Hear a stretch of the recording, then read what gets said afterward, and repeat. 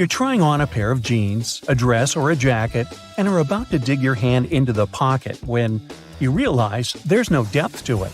The pocket is simply not there. But why would anyone create pockets you can't put anything in? And now would be a good time to pick your iPhone up from off the floor. Well, the reason for fake pockets is simple. If a clothing item has a specific cut or shape, pockets may spoil it. They can alter the item's shape, either in the warehouse or already on the retail rack. The solution? Getting rid of pockets in key areas.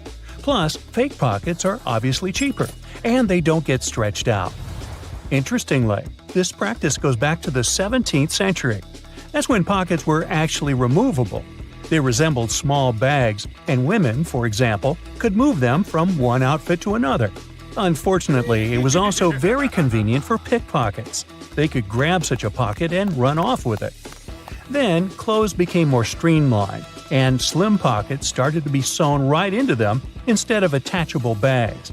This was believed to make the shape of a person's silhouette more alluring. But soon, slimmer skirts came into fashion and pockets went out of it, and people started using handbags instead.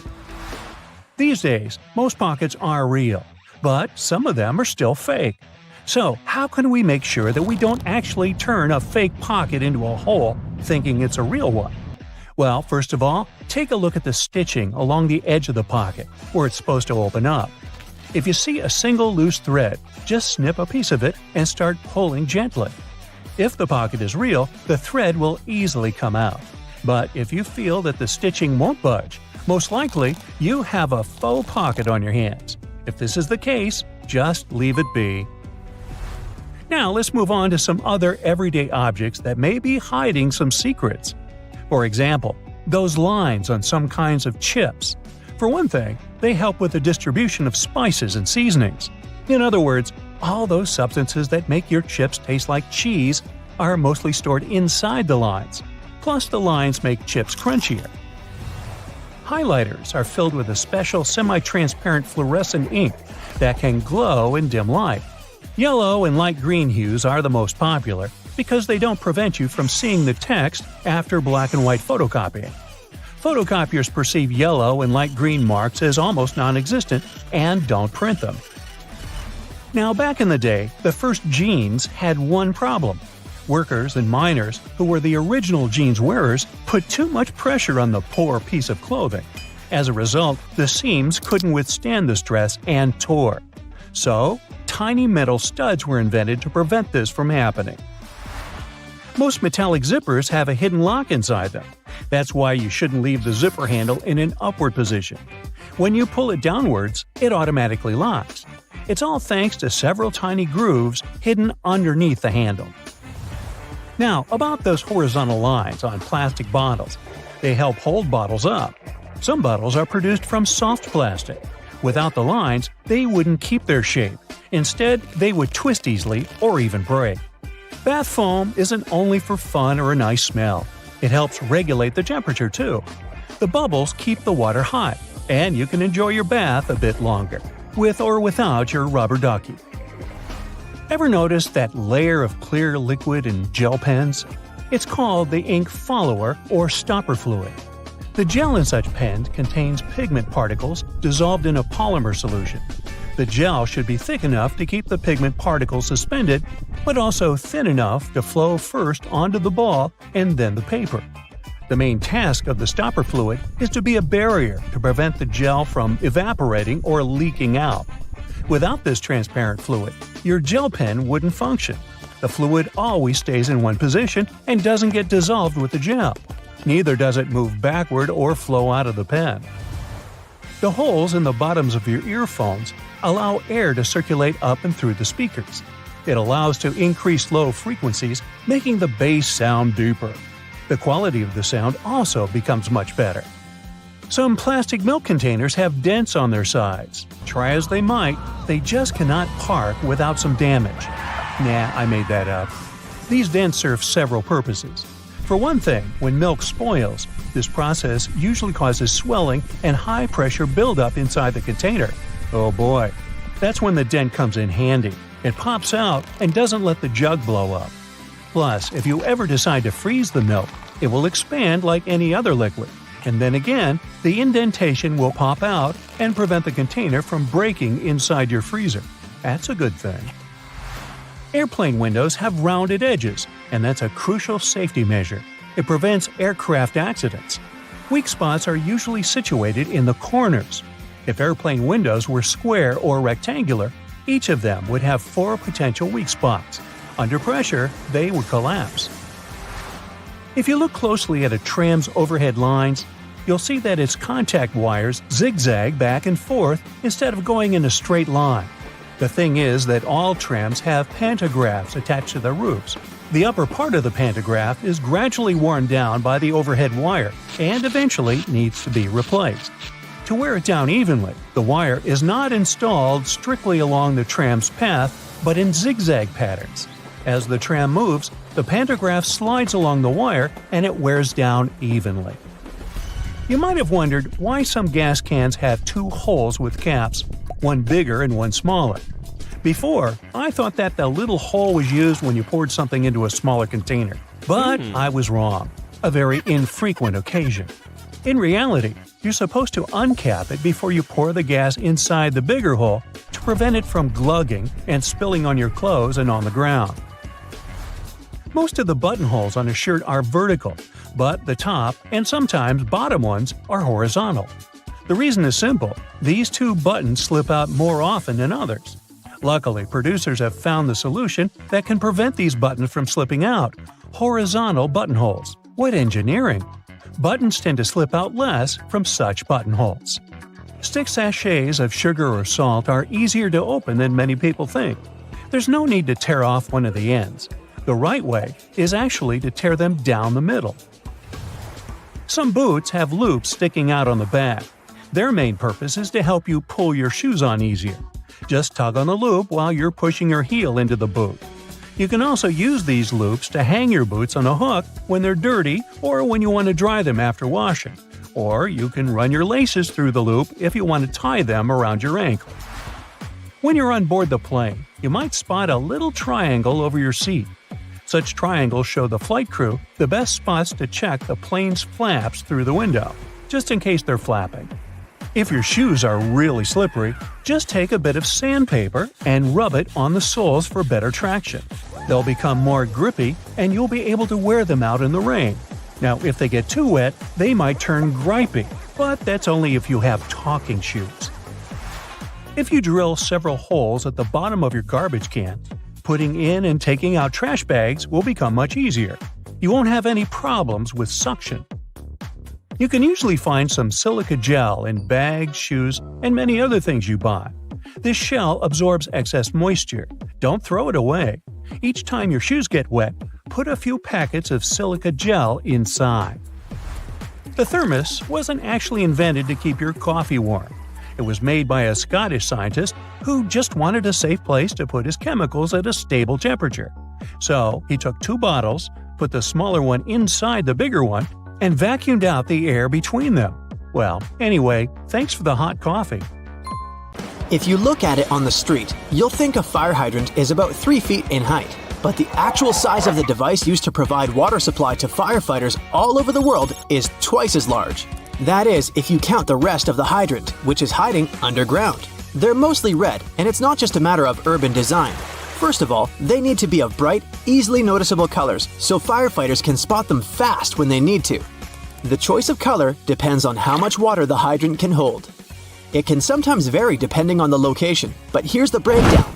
A red fire hydrant can splash 500 gallons of water per minute, while an orange one at least 1,000 gallons.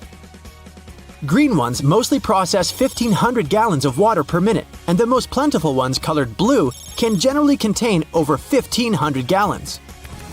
Hey bowling fans, isn't it super annoying when your bowling ball gets cracked? Turns out that most of them get damaged because of incorrect storage or spikes in temperature. Now come on and face it, since it's already cracked a bit, aren't you curious what's actually inside the bowling ball? 'Cause I sure am. Let's have a look. They mostly make the inner core of the ball of powdered metal oxides, like calcium or iron oxide. They mix them with some resin and catalyst to harden the whole mixture. So that light bulb shape you now see inside of the ball is actually its heaviest part. It also influences how your bowling ball rotates when going down the lane. The same goes with spray paint cans. When you shake it, it makes a weird noise. But what is that thing in there? It's called a pea, and it's meant to hold the paint mixture in place and maintain its shape. They generally make it out of plastic, metal, or ceramic. It basically acts as a whisk to make sure your paint is well mixed together before you apply it to your surface of choice. Ever wondered how soda bottles keep that refreshing fizz for that long? Well, they have a little plastic ring fastened to the lid. They place it there to keep the gas from escaping and making the soda go flat, even if you shake it around in your bag the whole day. Speaking of things we use on a hot summer's day, wait, don't put your baseball cap on just yet. Take a look at it for a minute, and you'll notice there's a small button on the very top. Is it functional, or is it just there for the sake of design? Way back when people started using fabrics to cover their heads, some say the button was actually functional. Since it's on top of the cap where the fabric panels come together, the top button helps keep the cap crown in one single piece. Now, with recent advances in fabric and pattern design, the button is more of an aesthetic feature. It's used to cover up the joint point of the fabric panels. Your cap might not have a button at all, but don't you think a cap actually looks better with one? Cotton pads have two sides, and if you take the time to look at them carefully, they're actually different in texture.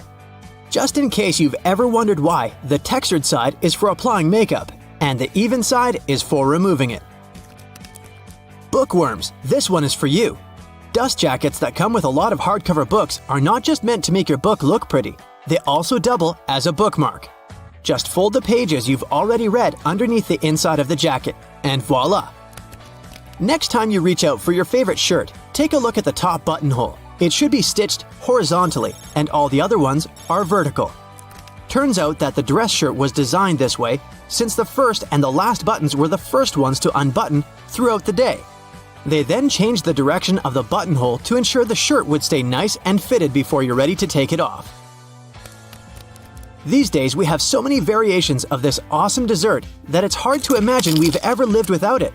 You can find different types of cookie dough ice cream or even chocolate chip cookie cake basically everywhere, but the famous cookie wasn't actually invented until 1930. The story goes that a woman named Ruth Graves Wakefield was preparing some chocolate cookies as she was waiting for some guests to arrive. She soon figured out she was out of baker's chocolate, a crucial ingredient for the classic cookies. To fix things up, she chopped up a block of semi-sweet chocolate, thinking it would eventually spread out evenly throughout the batter, given the heat of the oven. Things didn't necessarily go as planned. But hey, it's great they didn't, because this is how she invented this modern dessert we now can't get enough of. And speaking of popular snacks, the potato chip is even younger than the chocolate chip cookie. Well, at least historically. There are many stories trying to explain how it was invented. One of them goes like this. A chef named George Crumb, based in New York, put the chips together in 1953. He decided to try a different cooking solution when one of his customers didn't have nice things to say about his French fries. He said they were too thick and kind of mushy. Then, Crumb came up with potatoes that were thinly sliced and fried until brown. People absolutely loved the dish, and they welcomed the first ever batch of chips with open arms. Ice cream, anyone? If the story is true, back in 1904 at the St. Louis World's Fair, one ice cream shop owner ran out of cups to serve his dish. So, he fashioned a waffle into the shape of a cone, and the rest was history. Okay, I'll admit it, chewing gum like treats have been around since the ancient Greeks. So this one isn't particularly a revolutionary discovery, but the actual gum we buy today wasn't there until the late 1800s. An American inventor named Thomas Adams wanted to mix together different chemicals to create rubber. He tried and failed, for that matter, to play with chicle for his experiment, but ended up fashioning this neat treat. They still use chicle to this day to produce most chewing gums. Back in the 1800s, there lived a man named Jean-Baptiste Joly, who worked in the fabric industry as a textile maker. How he came up with this next invention that we use a lot these days has less to do with him and more to do with his maid. The story goes that the woman accidentally knocked a kerosene lamp over onto a tablecloth.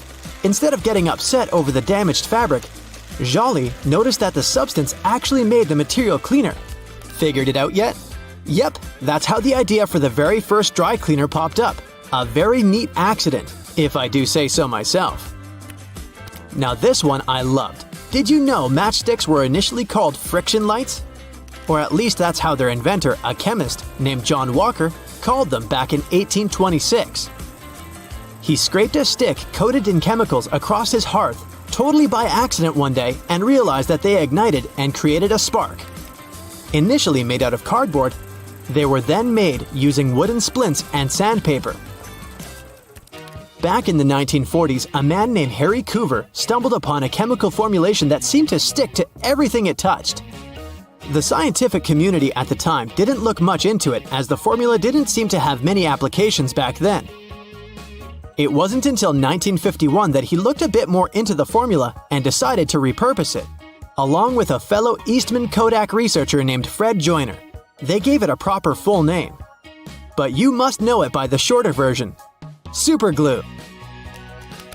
It also has many uses in security these days that it's hard to believe that we didn't come up with this one on purpose. Back in 1903, a scientist named Edward Benedictus knocked over a flask by accident. He looked down and was amazed to see that the glassware had just slightly cracked but maintained its shape. He was expecting it to break into a million tiny pieces. Curious about this hidden feature, he looked into it and figured out what was keeping the glass together was a substance coating the inside of the glass. Ta-da! That's how humanity came up with safety glass. Imagine you're an art detective, and your task is to explore the mysteries behind the world's most famous paintings. I'm talking about works from Da Vinci, Michelangelo, Picasso. So, grab your magnifying glass, as this journey is about to begin. First off on your list is Rome. After enjoying delicious pasta, you head to the Sistine Chapel, home to the world's most famous ceiling. Oh, and you know how they say Michelangelo painted the frescoes lying down? This is just a myth. Actually, the painter created a complex system of platforms that allowed him to paint standing. You're checking out the creation of Adam, that fresco in the middle. The Italian artist Michelangelo, the author of this masterpiece, was widely known for his study of human anatomy. Art experts argue that the right part of the painting is an anatomically correct depiction of an enlarged brain. To proof check this, you try overlapping a picture of the organ and the artwork. It seems to be a match. The cerebellum, the optic nerve, and the pituitary gland are all there. Even the floating green scarf thingy appears to match the vertebral artery. Some researchers think it was Michelangelo's way of depicting knowledge and wisdom, but you have to sleep on it to decide what you think. Moving on, you catch a train and arrive in Florence. Time for a quick gelato break, then straight to the Accademia Gallery. One of art's most celebrated sculptures is waiting for you inside: Michelangelo's David. David is a 17-foot tall marble wonder. It was carved for about 3 years. The mystery surrounding it is to figure out the statue's true expression. Looking at him from below, you'll think his face is serene and peaceful. But art historians argue that this work was largely misunderstood. Apparently, his body hides a very different story. Take a closer look, and you'll notice his brows are frowning, and the veins in his arms are popping out. That doesn't look too relaxed, does it? Michelangelo's idea was to depict David right before an important confrontation, so maybe he wasn't all that serene after all. Italy is so rich in art, you can't leave just yet. You're still in Florence. You pay a visit to the famous Uffizi Gallery.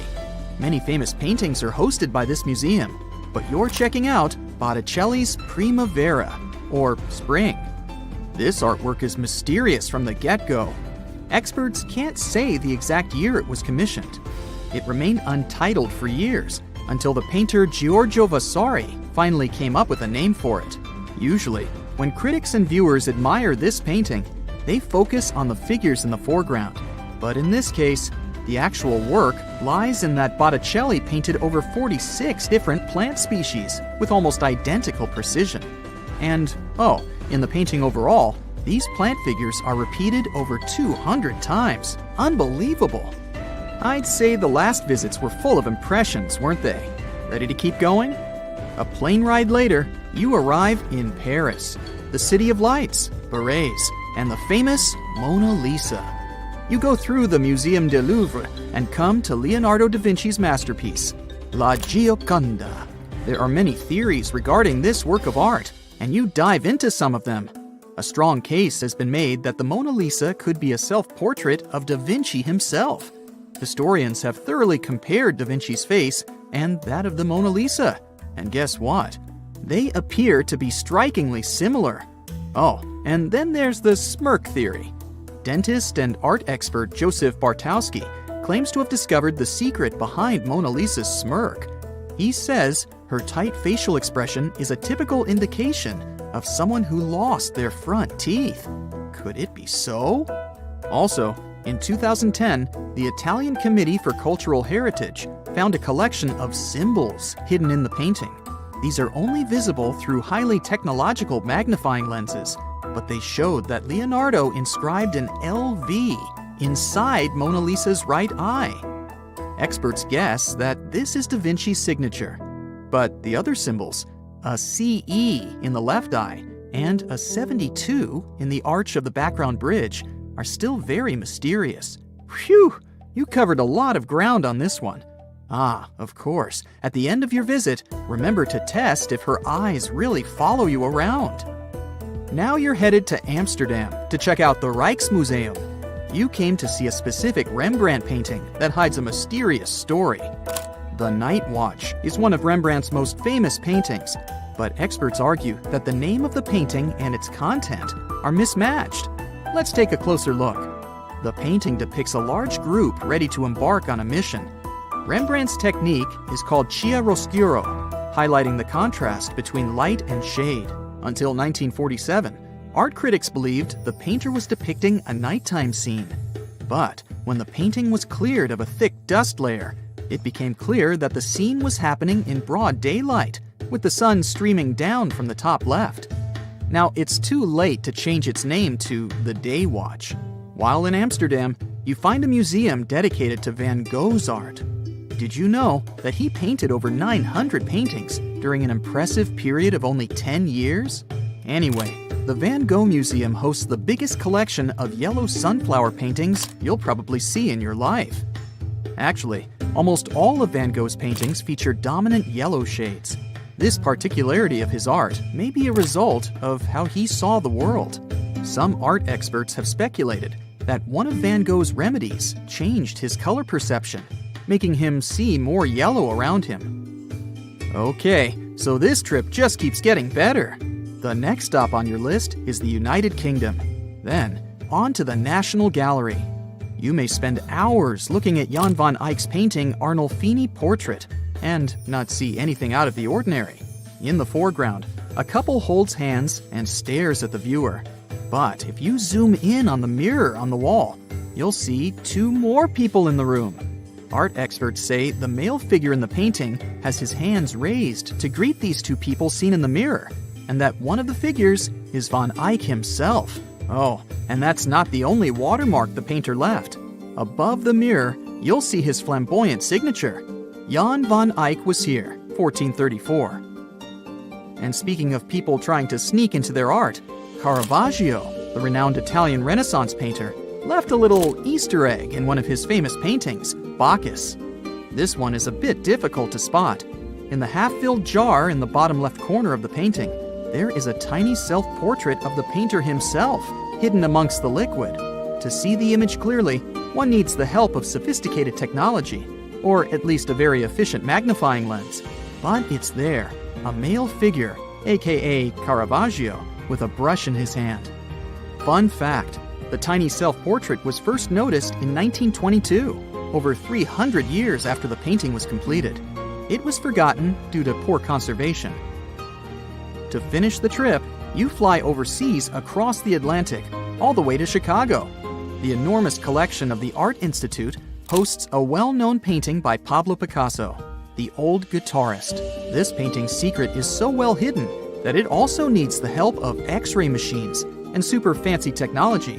But the results are worth it. The readings show that Picasso painted The Old Guitarist on top of another unfinished painting. we can clearly see the outlines and shapes of a half-drawn female figure that Picasso gave up on mid-work. The emerging artists of the time used that way of saving money quite often, as canvases were expensive. This was quite a tiring world trip, wasn't it? Get some rest, Sherlock of Art. You're heading to a supermarket to get a few small items. The self-service checkout is way faster than waiting for people to unload their huge shopping carts. Analyzing now. But this loud voice from a machine, commanding over and over again, spoils all the appetite. Analyzing now. I have some good news for you. You can turn it off. Take a closer look at the screen. You'll probably see a volume button at the bottom. Use your finger to mute the annoying polite voice once and for all. Not all machines have this hidden option though, but it's definitely worth checking out. Usually, a sunflower oil bottle has this weird inner cap. Most people remove the entire top layer and throw it away. But there's actually a better way to use it. Turn the removed element inside down and put it into the bottleneck. It will make a great dispenser, and you'll never spill more oil than you wanted in your salad. Planning a picnic with your friends in the wild? Forget about the classic picnic basket. We got it all wrong. It's not a basket, but a bucket.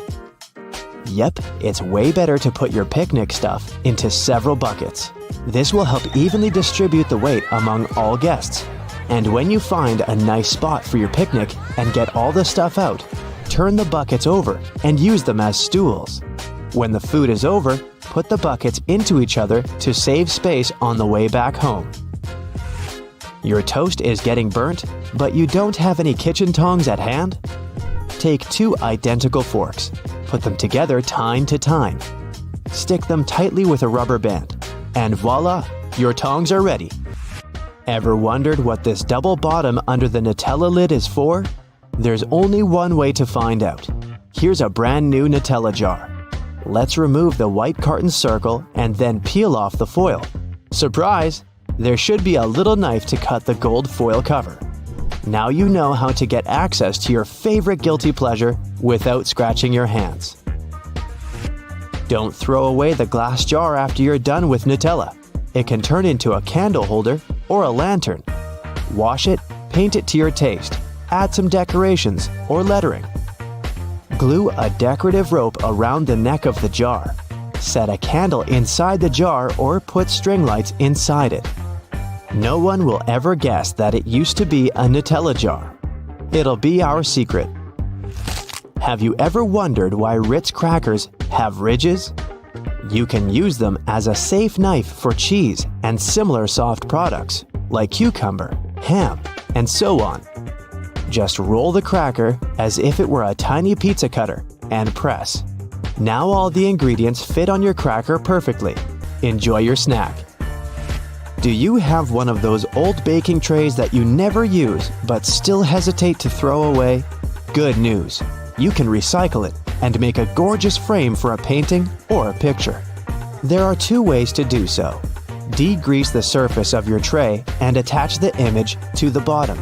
In this case, the frame will stick forward. Or you can flip the tray upside down, and the edges will hide behind. Hang this construction on a wall or put it on a shelf. And feel free to use metal paint to give your frame an appropriate color.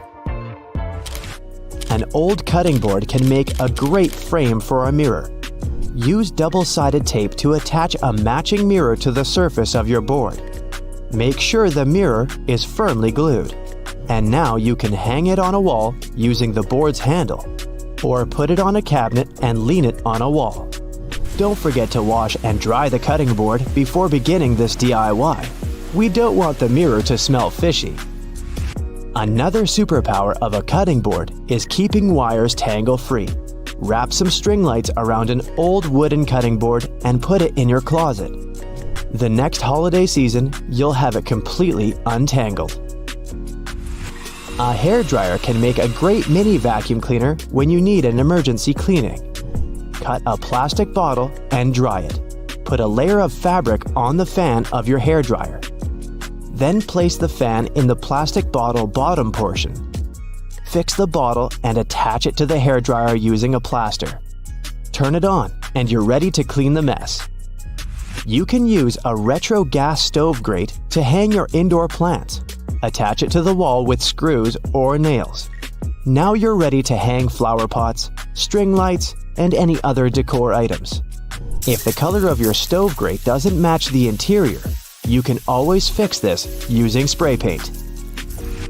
Chopsticks and wooden ice cream sticks can also turn into a beautiful panel that will decorate your interior. Glue the edges together to create a grid. You can also put together your name or any other word you want out of sticks. Then wrap the grid around with string lights and enjoy your decor. Don't throw away wrinkled kitchen foil. It can help to sparkle up your day. Crumple identical foil balls and glue them over a glass, a mirror frame, or even a book, and your life will immediately become more glamorous. If you need to sharpen your dull scissors, take aluminum foil and crunch it up into a ball. Sharpen the edges of the scissors right on that ball of foil. To speed up your ironing routine, place sheets of tinfoil under your ironing board and then put the cover back on. The tinfoil will reflect the heat. The iron will get hotter and will do the job much faster. If you struggle to organize all your jewelry and lose your favorite items from time to time, use a sponge to store it. Just make a few cuts and put your shiny little friends inside these cuts. They will sit firmly in the sponge and won't fall out or mix. You can also use a sponge to create an organizer for your jewelry. Find a cute box, cut your sponge into matching pieces, and put them inside the box. Use glue or tape to attach the sponge to the box, and enjoy your new jewelry casket. You can easily make chocolate-filled strawberries at home. Take a plastic syringe, fill it with chocolate paste, remove the leaves from a strawberry, and stick the syringe into the hole from which the sprig usually sticks out. Squeeze chocolate into the berry, and it's ready. You can use the same technique when you bake eclairs, apples, or want to leave a chocolate note on a pancake to surprise your significant other in the morning. Wooden pants hangers with metal clips can be handy when it comes to hanging curtains or a backdrop for your photo shoot. If you need to hang curtains but don't have any special hooks, attach several plants hangers along the entire length of the curtains, and then hang this construction on a ledge. An old metal tea jar serves as a mini shelf for small things in your kitchen. Apply double-sided tape to the jar and stick it to the top corner of your cabinet. There's nothing better than a nice piece of buttered toast for breakfast, if we're not counting hot fudge sundaes. But if you find it harder to spread out cold butter over your toast, here's an idea. Use a cheese grater. Figure out the amount you need and grate the product.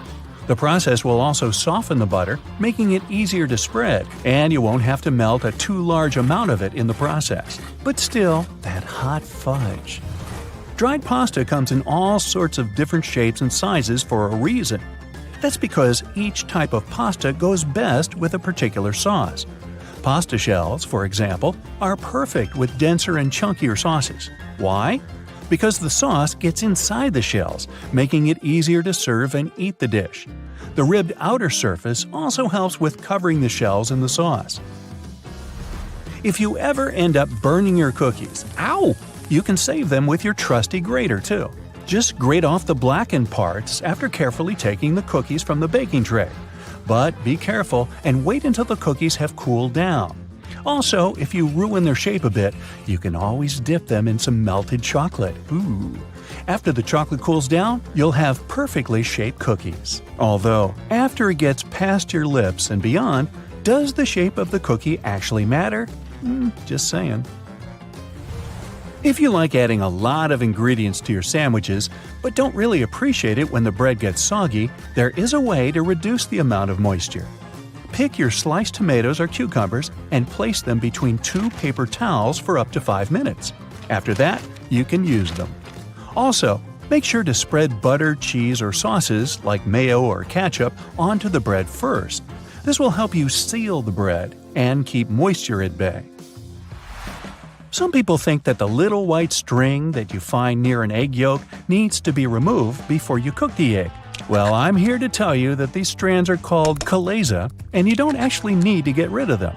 They help keep the yolk in place at the egg center. A chalaza is not going to mess up the consistency or the taste of your food, so removing it is completely up to you. Ever notice that most juice boxes come with 2 flaps, one on each side? Those are actually handles. Manufacturers design the boxes this way to make it easier for us to hold them. This way, we don't end up squeezing the box, making the juice spill out. Now, you don't need to be a baking pro to know that you can use both white and brown sugar in your recipes. But have you ever wondered what the difference between these two is? It turns out that the only thing that sets them apart is that, during production, a small amount of molasses is added to the brown sugar. Molasses is basically a sort of syrup you get when processing sugarcane. It's usually removed during the refining process. That's how white sugar is produced. But if some amount of molasses remains in the final product, we end up with brown sugar, with its specific taste and darker hue. It's a good thing. There are a lot of things you can put in your dishwasher apart from your dishes. For example, you can clean such things as your silicone oven mitts or the knobs of some kitchen appliances, like your oven or stove. Some kitchen sponges and reusable towels may be safe to clean in the dishwasher as well. Speaking of kitchen cleaning products, there are a lot of things you can do with dish soap, like degriming your patio furniture. Just add a bit of dish detergent to some warm water and use the solution to wipe down your outdoor furniture with a piece of cloth. Finally, rinse it clean using your garden hose. You can also use dish soap to get rid of greasy stains on your clothes, be it pasta sauce or salad dressings. Hey, sometimes we miss our mouths. So, just apply a little dish detergent to the stain and then rinse with water. Use non-colored soap for lighter clothes. For more difficult stains, let the dish soap sink in for a bit, then throw the piece of clothing in the washer as usual. And think about maybe getting a bib. If none of the methods have helped you organize your closet, and you're still overwhelmed with large piles of clothes, there's a simple way that might be effective. It's called the one-in, one-out rule. That means for every new piece of clothing you buy, you need to get rid of one you already have. That means you'll always be decluttering your space. To make it easier to find something in your closet, good luck. Keep your most used items at eye level. This way they'll be easier to find and pull out when you're in a hurry. Those items that you tend to use less often, like your evening clothes for example, can stay on the shelves above or below your eye level. You can make good use of old spice tins. If you glue some powerful magnets to the inside of the tins, they can double as magnetic shelves. You can use them for all sorts of everyday items, like kitchen pliers, ice cream scoops, or even cutlery. You can also place them on any metallic surface, like your refrigerator door. They'll blend in nicely with your kitchen magnets. Hidden in your laundry room, there's a great tool for picking up pet hair. It sometimes works better than lint rollers.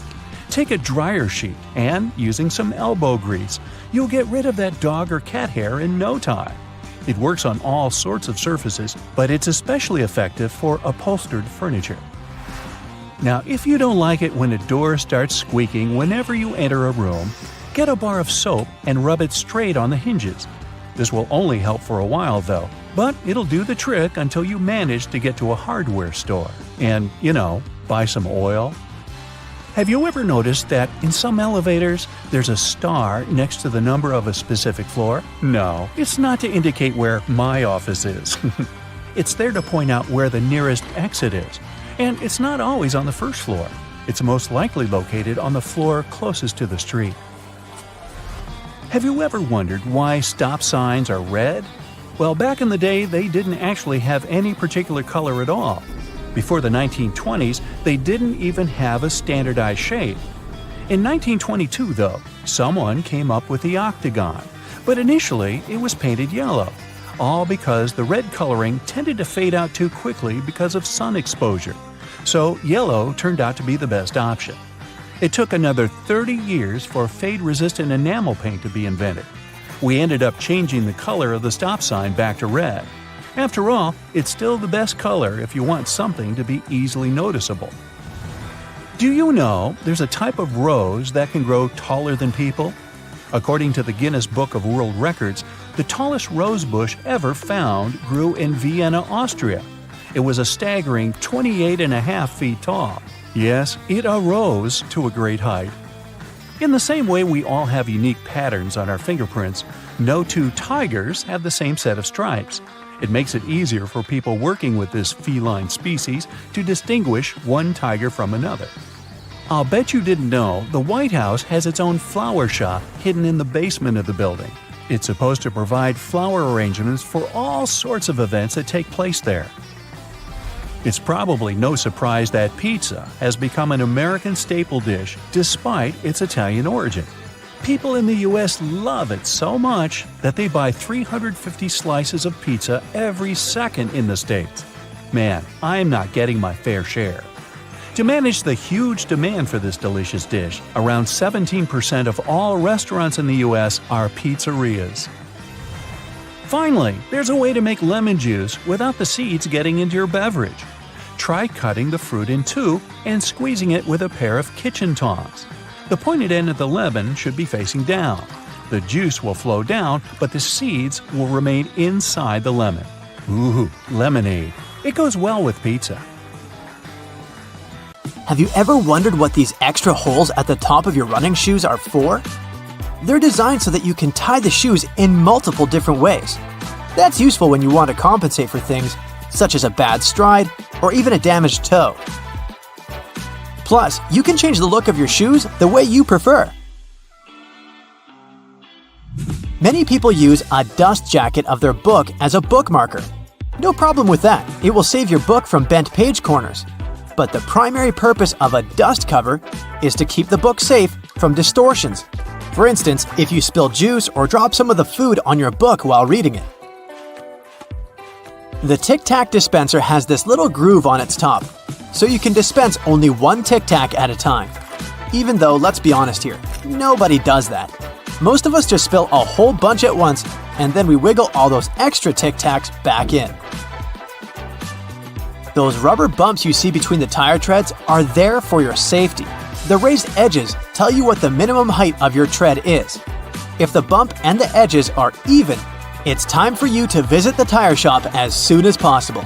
But if the bumps are well beneath the level of the edges, you're good to go. What about that black grating on the microwave window?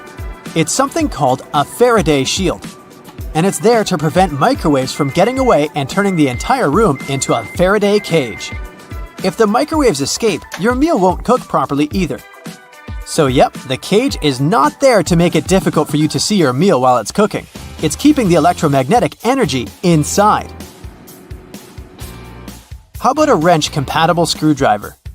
Cover your screwdriver with the end of your wrench and you can increase its torque. That's why the head of your screwdriver is designed the way it is. When you have odd angles, you can use this strategy. You've probably heard those myths, the blue side of the eraser can erase the pen? False. Its purpose is to erase a pencil, but in case you're writing something on heavier paper.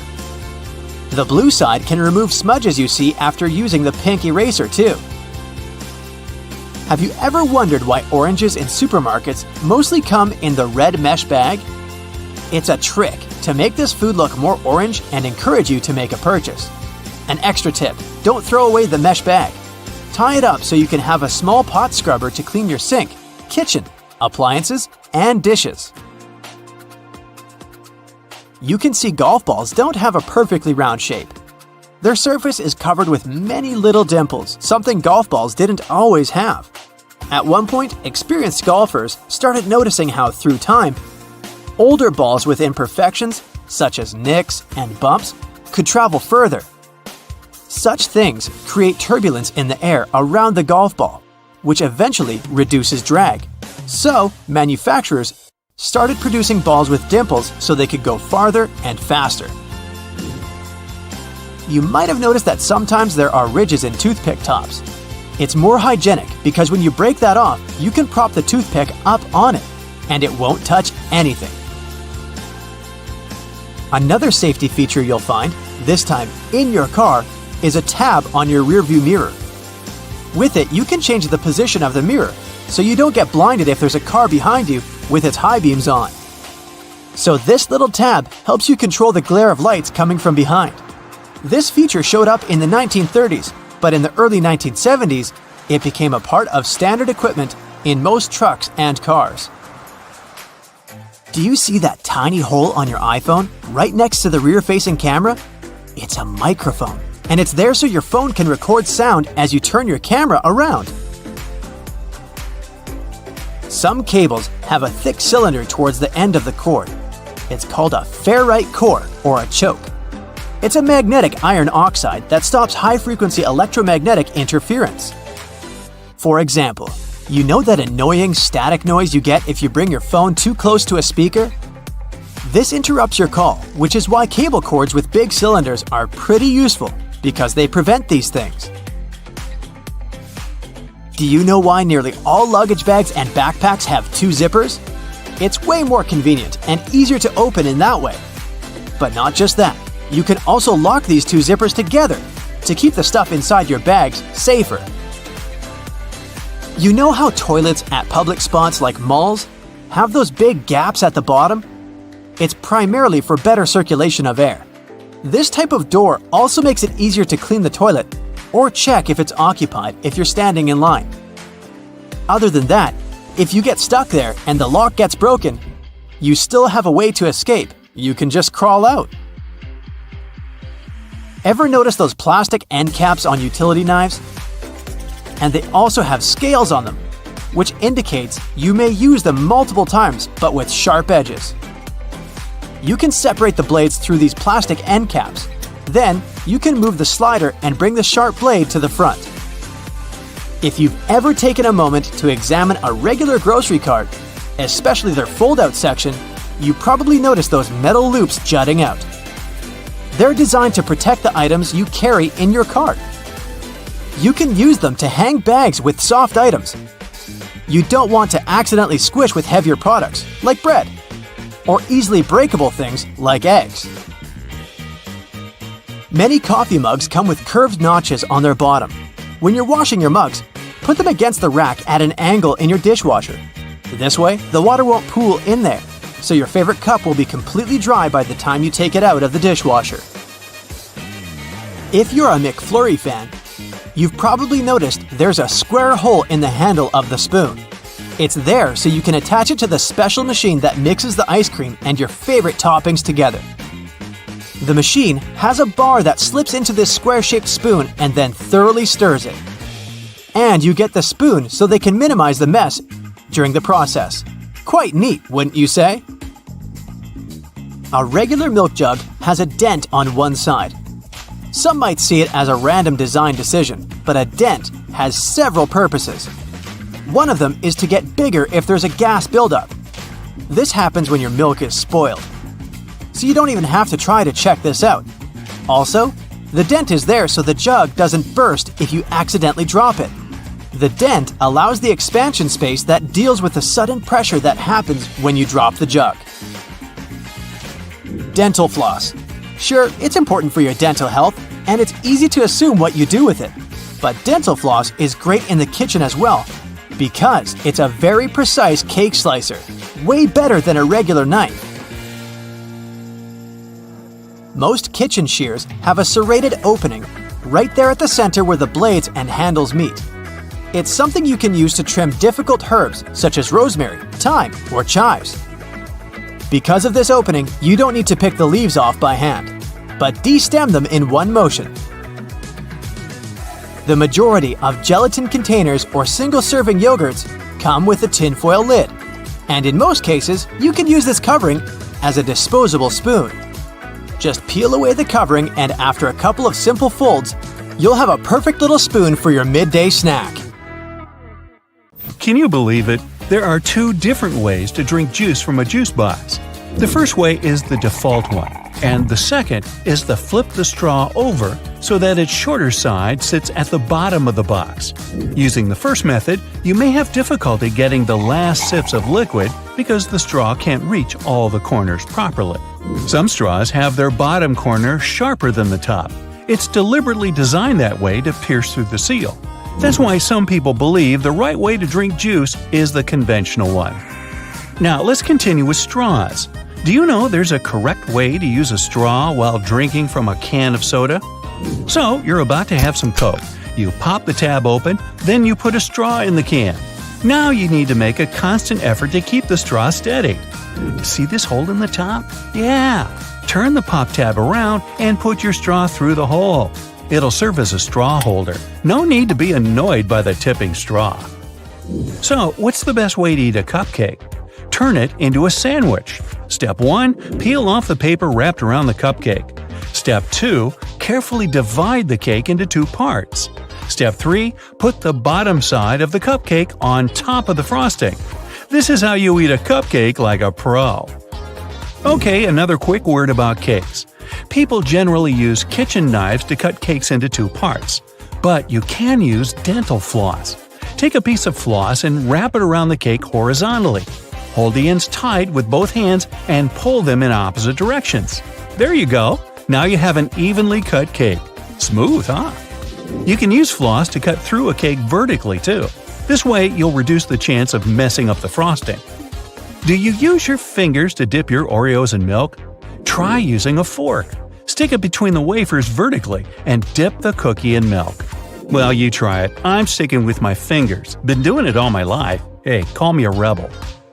You put your food in the microwave. The plate is hot and the upper part of the dish is steaming. You start eating. Oh no, not again. Your meal hasn't heated evenly. If you want your dish to be equally warm, arrange it in a donut shape and leave an empty spot in the center. The middle part of your dish takes longer to heat up. By the time the center warms up, the edges might be overheated.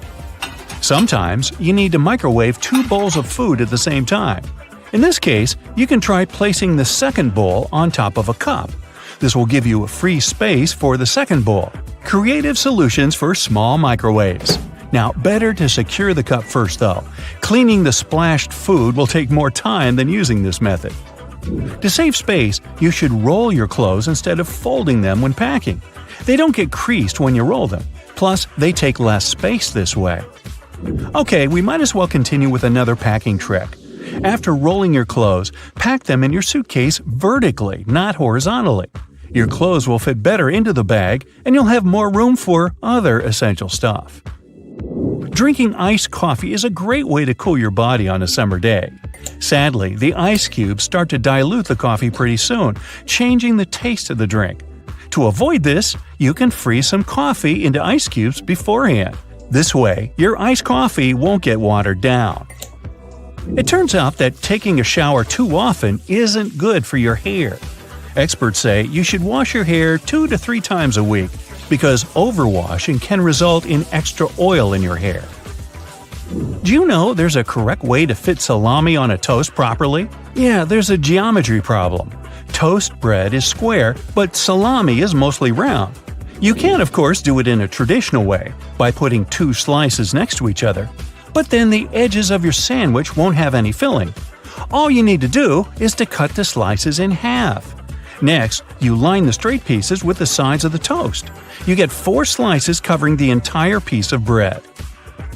Most people peel bananas starting from the top, but this way you squeeze the fruit. The best way to peel a banana is to start from the bottom. Hey, take a closer look at monkeys. Apparently, they figured this out a long time ago. Do you want to have more space in the closet where you store your cleaning supplies? Then this one is for you. You can hang spray bottles on a clothing rod. It's convenient. You can find those rods online or in stores. This way, you'll keep your cleaning sprays organized. Also, this method leaves more cupboard space for other cleaning supplies. There's a right way to hold a burger. Grab it with both hands. Now place your little fingers at the bottom next to your thumb for extra support. You want to cross out miswritten words? You can draw a line on top of them, but in most cases you can still read the words. Instead of scribbling some lines, just write a bunch of random letters on the top of the word you want to cross out. Problem solved. What is the best way to cut crusty bread? By turning the loaf upside down. The underside of the bread is usually softer than the top, but try not to squeeze the bread too much. The traditional way to drain pasta is to place the colander in the sink. After that, you drain the water and put your pasta back in the pan. But this method isn't the most effective. Sometimes pasta gets into the holes of the colander. The second option is less difficult. Place the colander into the pot and, while holding them together, drain the water. This way, you don't have to move your pasta from the pot. This trick works best if your colander fits your pot. If you don't want to buy several colanders, you can still use this method, but you should be more careful during the draining process. Now, does your freezer ever spoil food? You put ready meals and groceries in the freezer. 2 weeks later, you'll open it only to find your food freezer burnt. There are 2 reasons for this. First, you stock your freezer with too much stuff. Overloading can block the vent. Then the air inside the freezer won't circulate properly. The second reason might be the wrong temperature. The recommended freezer temperature is 0 degrees Fahrenheit or a bit lower. Now, what's the best way to hold a steering wheel? Most people clutch it at 12 o'clock, 2 o'clock, and 10 o'clock. This is not very safe, even if you have 3 arms. For those of us with just 2 arms, the proper way to grab the wheel is to put one hand at 3 o'clock and the other at 9 o'clock. It means placing your hands where the joints are, in case you need to give way to airbags. Holding the wheel differently prevents them from fully inflating. Toblerone is a fancy chocolate bar, but did you know there's a correct technique to break off pieces of this chocolate? Just push the triangle you want to separate toward the rest of the bar. Who would have thought? Pringles are another hard-to-eat but delicious thing. While trying to dig a piece out of the can, don't shove your whole hand in there. Instead, use a sheet of paper. Fold it lengthwise and slide it into the can. Then gently pull it out, together with Pringles. Now you have a tray of crispy goodness. Okay, I know it's kind of cold to the touch, especially on a freezing winter's day. But did you know that brass doorknobs actually serve a purpose apart from looking classy and shiny? Since it's a copper alloy, brass has antimicrobial properties. That means it can help get rid of harmful germs and bacteria, sometimes in up to 2 hours. In high-traffic areas, that's all the more useful, but since brass is much costlier than other metals like nickel and steel, you barely see these types of doorknobs anymore nowadays. Speaking of lovely multi-purpose items, most screwdrivers have a tiny little secret of their own. They can sometimes be slid through a wrench so that they can be used to create more torque when twisting, not to mention the uses when it comes to bolts in hard-to-reach places. There's a reason why buttons on women's shirts are for the left-handed, and it has nothing to do with fashion. This practice dates back to the times when chambermaids were helping ladies dress themselves, and it was easier for them to perform their job with this orientation. Having the buttons placed as such indicated a sign of wealth, so it's easy to imagine why the practice carried on, even though most people dress themselves nowadays. Next time you receive a package in your mail, take a look at your box cutter. If it features some diagonal lines on the blade, you're in for a little design perk. Turns out that these are blades that snap off. Continuously cutting cardboard can dull the sharp edge of the blade.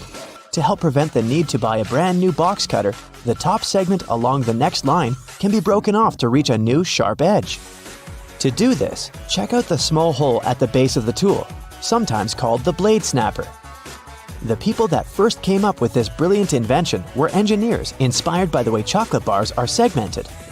Hold on a minute, don't throw away the cardboard package just yet. Most likely, you'll have some silica gel packets somewhere at the bottom of the box. Since this gel is basically a drawing tool, it gathers up the moisture out of its environment, so you can store these packets for further occasions. Whether you'll need to dry out your phone or some other electrical object, you can place them in a container next to the silica gel to reduce the damage. You don't have to be a mechanic to know when a standard car tire needs replacing, since they come equipped with a neat indicator. Take a closer look, and you'll see that treads within the tire are a bunch of rubber notches.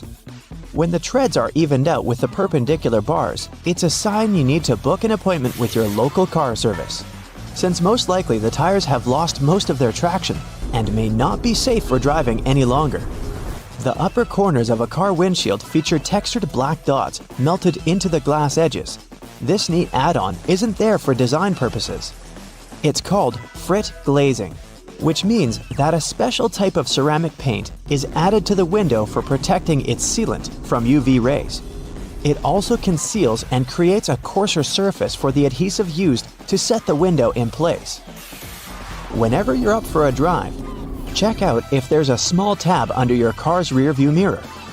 Bet you didn't know it's there to help switch the mirror from daytime to nighttime views. It uses a prismatic glass technology to blur the reflection and reduce the glare of headlights behind you in traffic. People came up with these manually tilted mirrors in the 1930s, but they became standard somewhere in the 1970s. While you're in the car, check out the headrests, as you most likely don't know that they carry a little disguised purpose. Of course, they're adjustable to accommodate passengers of any height so that they get the proper support for their heads and necks. The hidden feature is that they are detachable and come with two very solid metal bars. Should you ever find yourself stuck in a car and need to make a fast getaway, these bars come in handy to crack out the car windows. So you're out for a drive and you're suddenly out of gas. What I'm about to describe sounds more like a meme than an actual situation bound to happen. But what if you're in such a hurry that you accidentally drive off with the gas nozzle still in the tank? Well, the nozzles have been designed to prevent any hazards from happening, rest assured. They feature a breakaway device that will allow the hose to separate when taken out with enough force. Initially designed in the early 20th century to be worn exclusively by basketball players, sneakers soon became one of those fashion fundamentals, similar to jeans and leather jackets.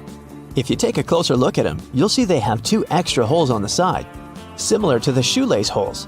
They're manufactured as such not only to provide extra ventilation, but to allow people to get extra creative with their laces when wearing the shoes. Admit it, you've always thought that chopsticks are merged at the end for the sole purpose of keeping them together until you're ready to dig into your meal. That may or may not be the whole truth. Under a more detailed inspection, the wooden tools feature a square-shaped end. Chopsticks manufactured like this date back to an old Japanese traditional design, which can help with breaking the ends easily. The separated end can then be used as a resting block for the chopsticks to keep it more sanitized in hopes it can be used again, since they won't be touching the table or any other surface. Women's bikes have a special design which, surprisingly, has a historical and fashionable purpose. The lower frame is for the most part meant to make up for the generally shorter height of ladies, compared to that of the average gentleman. While that is the case for handlebars and saddles, the overall frame is lower for an additional purpose. Way back when women wore long skirts and dresses all day, every day they needed to make sure their outfits wouldn't get caught in the frame.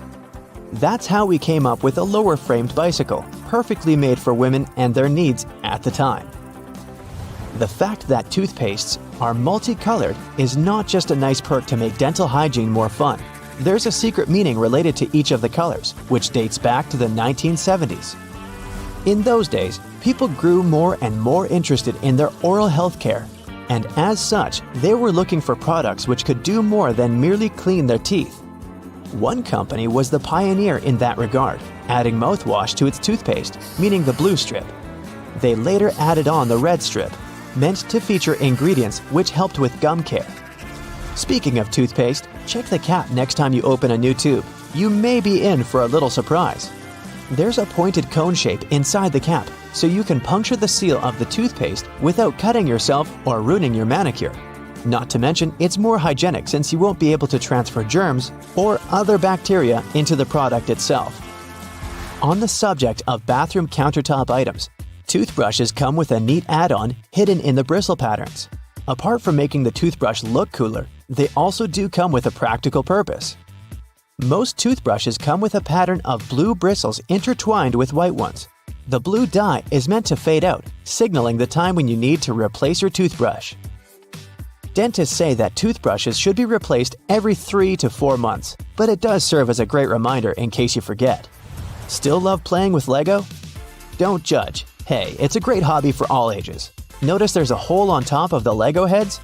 Behold, you're looking at a safety feature that the people at Lego designed to prevent choking hazards. The most dangerous issue should a person swallow any of these pieces is the blocking of the airways. Designing a hole inside the Lego head helps the air to flow freely through the piece until it can be removed safely. We're now used to all sorts of modern light bulbs, some tubular, some shaped like diamonds, and some even twisted altogether. Historically, light bulbs were round and the initial shape served a purpose in itself. It was mainly connected to the fact that glass bulbs were hand-blown, which gave them the round shape to begin with. The hidden practical reason was that the light bulb filament needed to be at the same distance from every surface of the glass sphere. The easiest way to achieve this was to make the glass in the shape of a globe. Hey, have you ever been vibing out in your room, listening to some of your favorite songs, admiring the subwoofer of your speaker as it delivers magnificence to your eardrums? We all have. But have you ever asked yourself why that same speaker, along with other speakers across the globe, is almost always black? Some of you are probably screaming at your screen right now about your speaker being green, red, or any other color found in the rainbow. Number 1, I said almost always. And number 2, if you look closely at the gorgeous design of your brightly colored music player, you'll often find that the speaker beneath it is still colored black. One possible explanation for this is that the original technology of speakers had a diaphragm with black particles on it. So as soon as a sound is amplified, it sends a charge through the diaphragm, and these black particles are driven upwards. The carbon particles bouncing and touching the upper membrane of the diaphragm are responsible for creating some of the distinct sounds from our speakers that we all love so much. Speaker manufacturers must have gotten tired of their products changing color with prolonged use, combined with these black particles settling on the upper membrane of the diaphragm. So, their logical solution was to color most speakers black. Another more practical belief as to why speakers are mostly colored black is that it's a hue that easily matches up with many types of decor. Walls, furniture, and clothes all often look quite well when combined with this color, which is why it's so prevalent everywhere you go. Listening to music has repeatedly scored in the top 10 pastimes in the US based on research. Nowadays, you find sound speakers everywhere. In your television, laptop, and your phone. You can't escape them. But let's take a look at how they started off. Their origins are in radio and telephone technology. The first form of a speaker was developed by Johann Philipp Reis in 1861. The German was a self-taught inventor and installed the speaker on his telephone. It was just about able to reproduce clear tones, but it could also replicate muffled speech after a few revisions. Alexander Graham Bell, the inventor of the telephone, decided to try and produce an improved version of Reis's speaker. Essentially, Bell and other inventors wanted to make an electrodynamic speaker. By 1877, it was still yet to exist, but due to the desire of inventors worldwide to change this, research confirmed that it was extremely possible to make one. In particular, the work of Werner von Siemens, who came up with the idea of an electromagnetic coil-driven speaker, was a driving force in arriving at this conclusion. Why are there magnets in speakers, you might ask? Every speaker nowadays has an electric current, something the inventors were discussing would never have taken for granted at any point in their lives. When this electric current is changing, it produces a magnetic field. To make the panel of the speaker move, magnets are used to create an opposing magnetic field which creates vibrations. These vibrations are the sound we end up hearing. The bigger the magnet, the louder the speaker will be.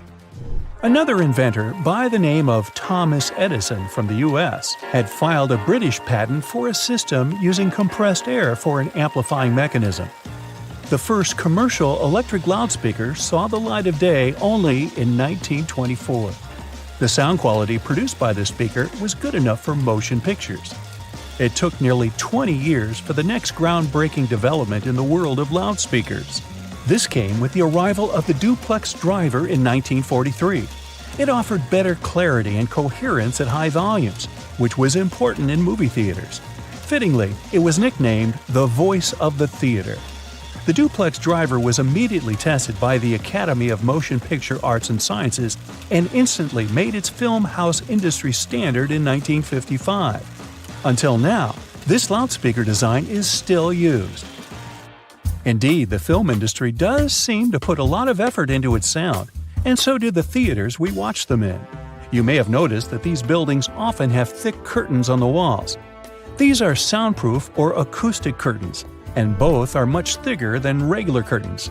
They will either consist of heavier fabrics that are tightly woven or have better quality linings. This means that these curtains will absorb sound and reduce the acoustic reflection off the ceiling, windows, and flat walls of the room. This ultimately creates a much better sonic experience. The carpet floors are so thick in theaters for the same reason. It helps to trap sound by providing insulation. From a practical standpoint, this carpet is also set up to prevent the sound of footsteps during film screenings. This concept of trapping sound is also the reason why putting a phone inside a cup will make the phone's speaker seem louder. Any speaker sitting or suspended in an open space projects its sound in all directions. As the speaker vibrates to create sound waves, an equal amount of energy leaves from both the front and the back. By placing a speaker in some form of enclosure, we can redirect some of the energy that comes from the back of the speaker and project it forwards. By putting the speaker in a cup, you're directing the sound more efficiently. It travels only one way, making it seem louder than what you'd hear when you take it out of the cup. Speaking of phones and speakers, ever wonder why your mobile device makes your speaker produce a buzzing noise? This can occur when the two gadgets are near one another and your mobile is trying to send and receive data. The transfer of information produces electromagnetic disturbances in the medium around the speakers.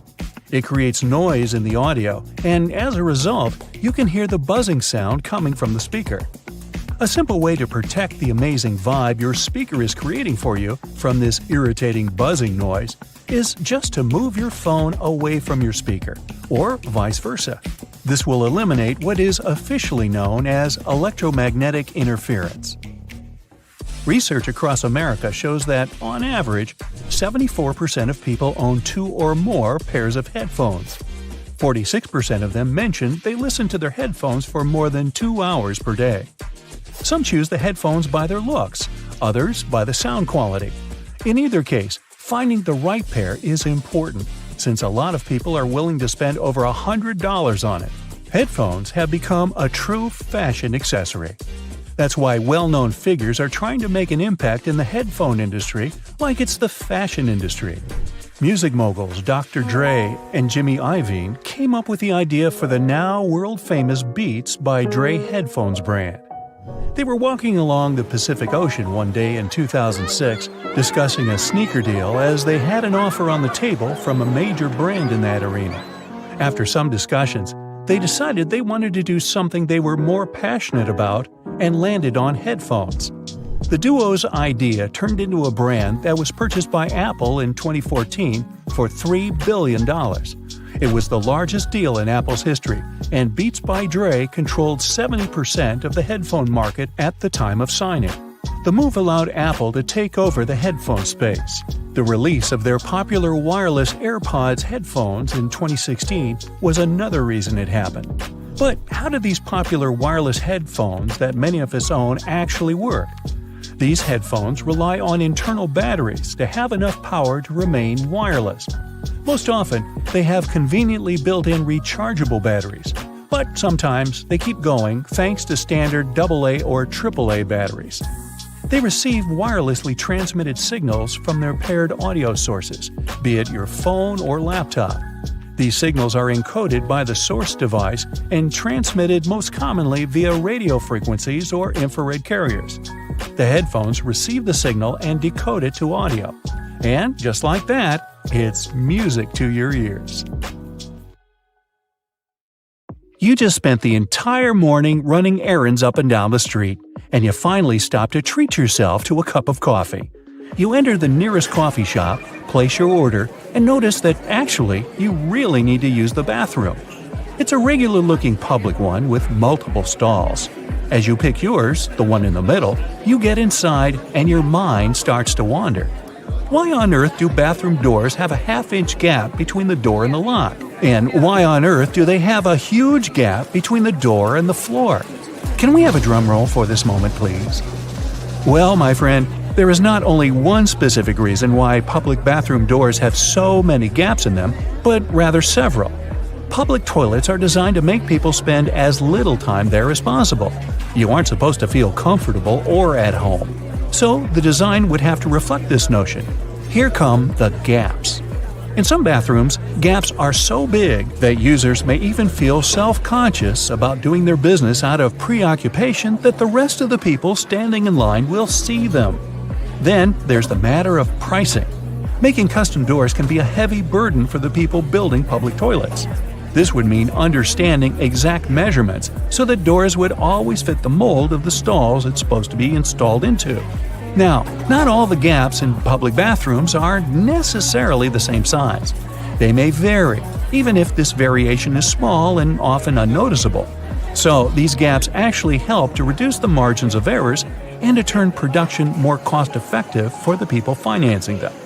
In case a door comes wider or more narrow than it should, the gap regulates the differences and allows for their installation anyway. There is also the case of air circulation. The last thing you want to do in a public bathroom is to trap odors. So you need a little space under and between the doors to allow the air to flow. Finally, the gaps are a big safety measure. It can always allow for people on the outside to see if someone inside a stall isn't feeling too okay and maybe needs some help. And what about that extra hole in the upper part of the sink? It has a name and everything, the overflow hole, and it's designed to keep the sink from flooding. So, in case someone forgets and keeps the faucet going for too long, or the sink gets clogged and water can't drain down from the main drain hole, the overflow hole comes in to save the day. Let's say it buys you a little time before you have the entire bathroom floor flooded. Have you ever noticed how satisfying closing the door of a car can be? Car manufacturers devote a great deal of time to designing these sounds. Studies have shown that they create a perceived sense of quality in the buyer. It all begins with the primary material. While older cars used to be made with heavier materials, car doors nowadays are produced with lighter tin, which can make a rather unpleasant metallic sound once you shut them closed. So car companies employ sound engineers to ensure that there is the exact amount of foam, mats, and tin in a car's composition to make the most comforting sound possible. And what about those tiny dots on the top of your car's front window? The pattern of these little black dots minimizes distractions for your eyes. This black part, also known as frit, normally gets warmer than the clear parts, which prevents the windshield from deforming. And no, the tab under your rearview mirror is not made only for the purpose of hanging fluffy dice or aromatic-pleasing air fresheners. It's actually a switch that allows you to adjust the position of the mirror depending on the time of day. Flip it one way and it's the daytime driving mode. Flip the other and you're ready to drive safely during nighttime as it tones down the glare coming from headlights of the cars behind you. Next time you head out to the supermarket, make sure to keep this in mind. In case you don't have a coin to unlock these shopping carts, there is a well-kept secret that can help you out. If you have your house keys on you, check for a rounded key head. If you happen to find one, try using it to unlock the cart. It should fit perfectly in there, replacing the need to carry coins around. Because, if we're being honest, who still has them? Elevators. If you want to ride them on your terms, and your terms only, make sure to try something out. Most elevators have a secret button combination you can use to skip all the other selected floors and go directly to the one of your choosing. This might work out, especially on those days when you've pressed 13, but you wanted to press 33. On most elevators, this works once you simultaneously press the closed door button together with your floor number. This should help you get to your floor without stopping. Some elevators require you to double press the selected floor numbers, as double pressing will often cancel the previously made request. While other elevators require you to hold the open door button and then double press the buttons of the floors you'd like to cancel. Now, to stay out of trouble, it's best not to cancel the floors of the other people in the elevator. They won't take it kindly. Also keep in mind that there are elevators that might not have this function. Now, for honey lovers out there, go ahead and raise your hand. If your pot of golden honey is crystallized, know that it is actually a good sign. Crystallized honey means that it hasn't been pasteurized, which means better product quality. With a decrease in temperature, the natural ingredient of honey, also known as glucose, will make it crystallize. Now, try making the best of it. To add some texture to your oatmeal or toast, add a layer of crystallized honey and enjoy nature's sugar. And if you don't like crystallized honey, plop it in the microwave for a minute or two. Ah, winter and fall. You know what this means, right? Sweater weather. But there's nothing more annoying than wearing your beautiful wool sweater and itching yourself all the way through it. Actually, I can be more annoying than that, but let's talk about itchy sweaters. To keep this from happening again, here's the secret. Turn your sweater inside out and soak it in cold water. Add 2 or 3 tablespoons of vinegar and let it sit for a while. Then, drain the water. Now, while the sweater is still wet, massage a generous amount of hair conditioner into the fibers of the wool. After letting it soak in the hair conditioner for about 30 minutes, gently press the excess water out of the wool and leave it to dry flat on a towel. There you go! No more itchy sweater. Any fast food restaurant you go to will hand out small paper cups for customers to fill with their ketchup, mustard, or barbecue sauce. But if you're eating some chicken nuggets or trying to dip your burger into the cup, there's always that bit of sauce that seems impossible to reach. Next time, try unfolding the cup. It'll turn into a small paper plate, and this way you'll get all the ketchup you poured in the first place. Padlocks used in outdoor environments should be cleaned and lubricated every 3 months. Regular lubrication will help prevent padlocks from freezing in cold weather conditions. Look for the tiny hole on the bottom of the lock. Then pour oil into it, and there you go. It opens again. One thing we often neglect is a point in an ointment cap. These pointy surfaces were designed to help us break the tinfoil protection of the ointment tube. You just turn the cap over and break the ointment seal with its own cap, and there you go. After a long day of work, all you really need to do is a bubble bath. You turn on the hot water and let it run for a few minutes. You might even light a candle and pour some essential oils into the water. Then, in comes the liquid soap. You stir the water until the entire surface of the tub water is crammed with bubbles and make your way in. The bubbles in a bubble bath have a fundamental primary function. Their job is to preserve the water's temperature, just so you can have warm water for longer. Do you have sweaty feet? Weird question, I know. But if you're one of these people, here's some good news. All is not lost. Try putting a dry tea bag inside your shoes and storing it in a dry place for a while. The tea bags will absorb the humidity and the smell off the soles of your shoes. So here I am thinking, shouldn't we have learned these things in school? Well, either way, if you learned something new today, make sure to tell us about it in the comments below.